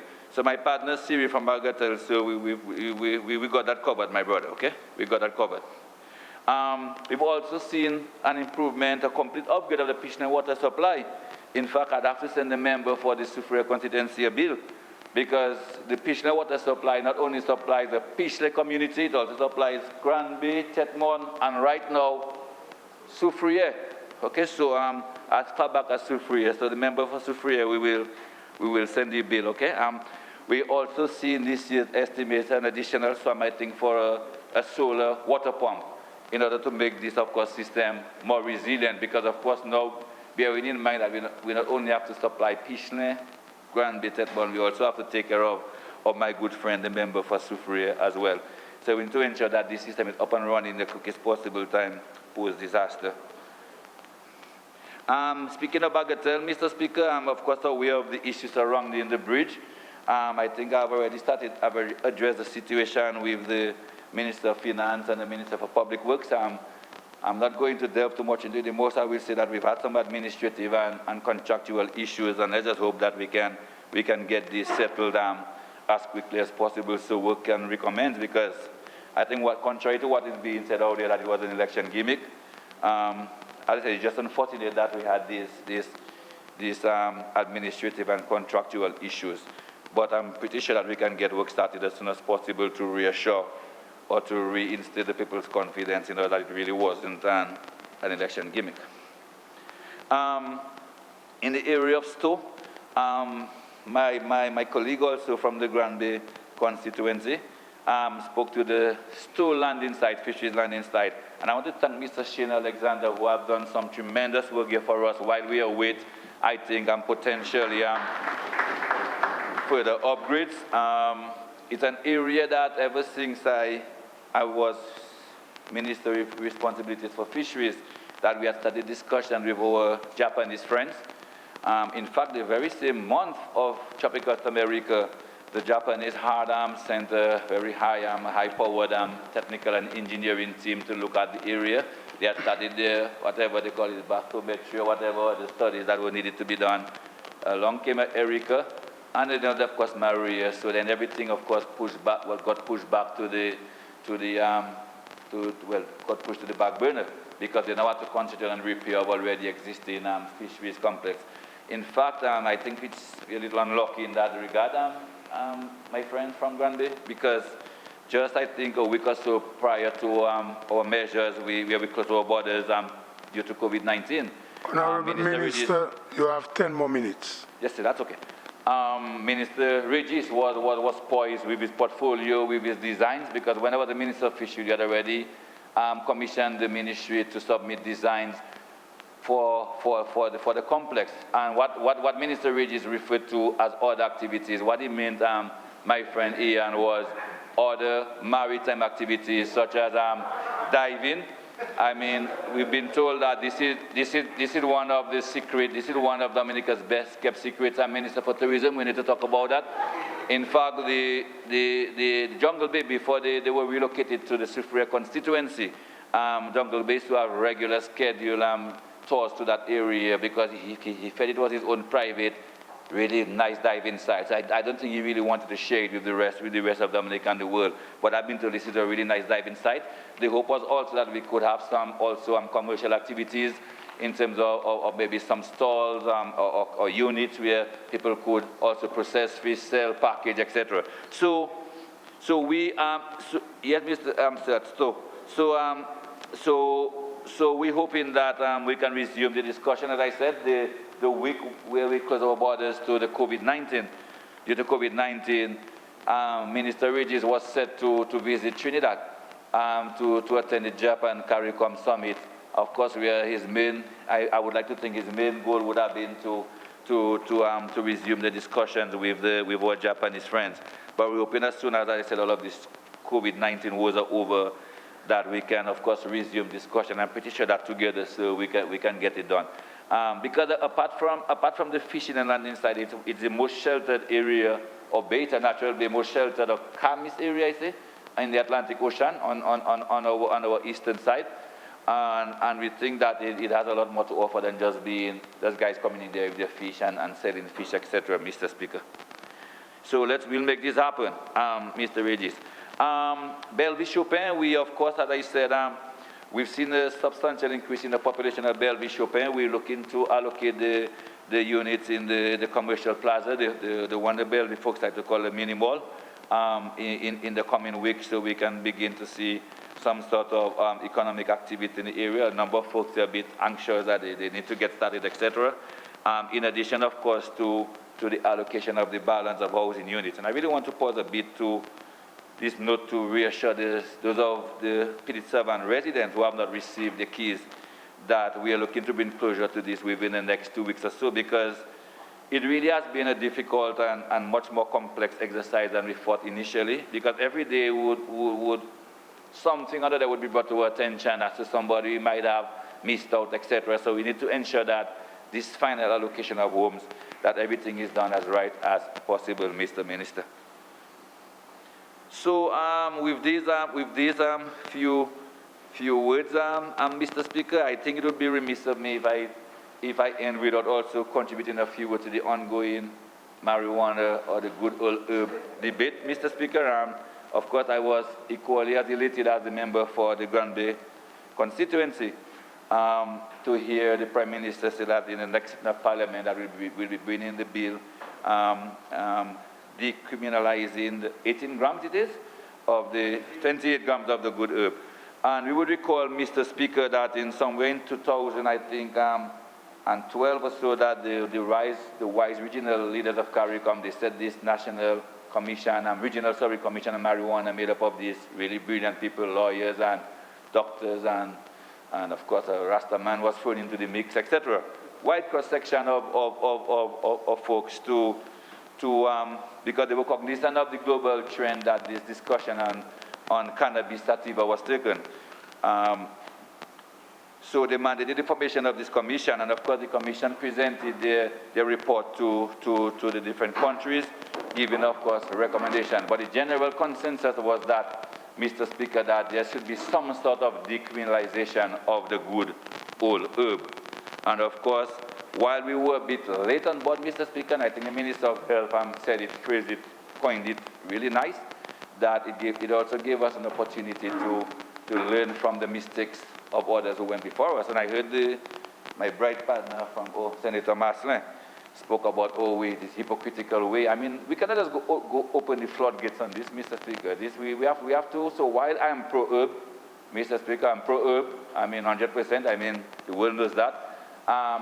But as a medical doctor, Mr. Speaker, we cannot completely ignore the associated risks, Mr. Speaker, especially among our vulnerable population, our children, etc., associated with the herb. So yes, there have been advances made in terms of the medicinal and even from a commercial point of view, but we still cannot deny the psychosis-induced, marijuana-induced psychosis. And in fact, with all of the billion-dollar industry that they talk about in Colorado and a couple of the other United States, what the statistics don't show, or seldom show unless you look for it, is that we've seen an almost 500% increase in hospital admissions relating directly or indirectly to the use of marijuana, ranging from all sorts of accidents. Of course, folks die, folks get careless, to suicide and attempted suicide and outright psychosis, mental illnesses. So yes, there's attractive billion-dollar industry or trillion-dollar industry,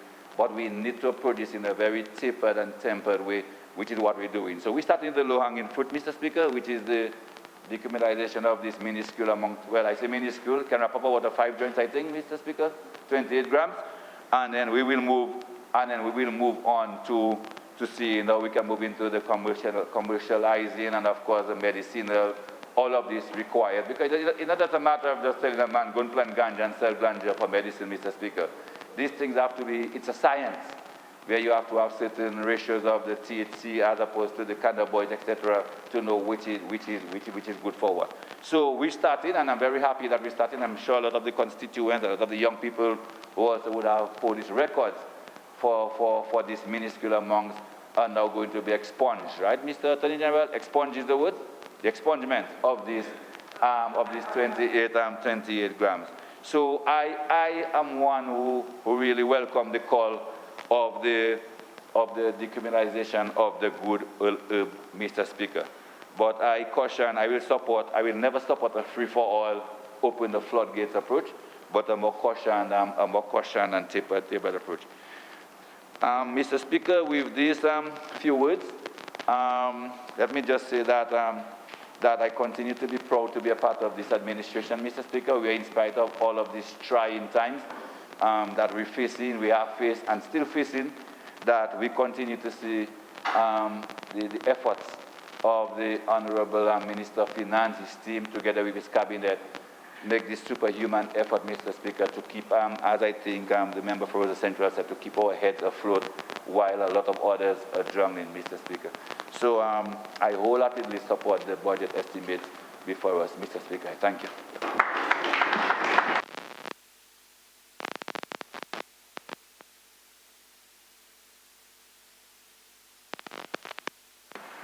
Mr. Speaker, I move that the House be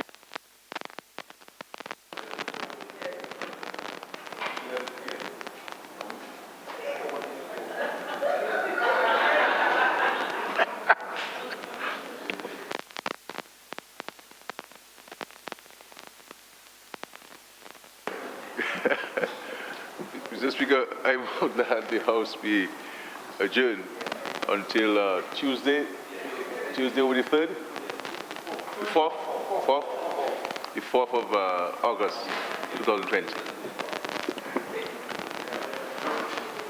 Seconded, Mr. Speaker. It has been moved and seconded that the House be adjourned until at 10 o'clock, Tuesday, 4th August, 2020. Those in favor? Aye. Those against? The ayes have it. This House stands adjourned to meet at 10 a.m. Tuesday, 4th August, 2020.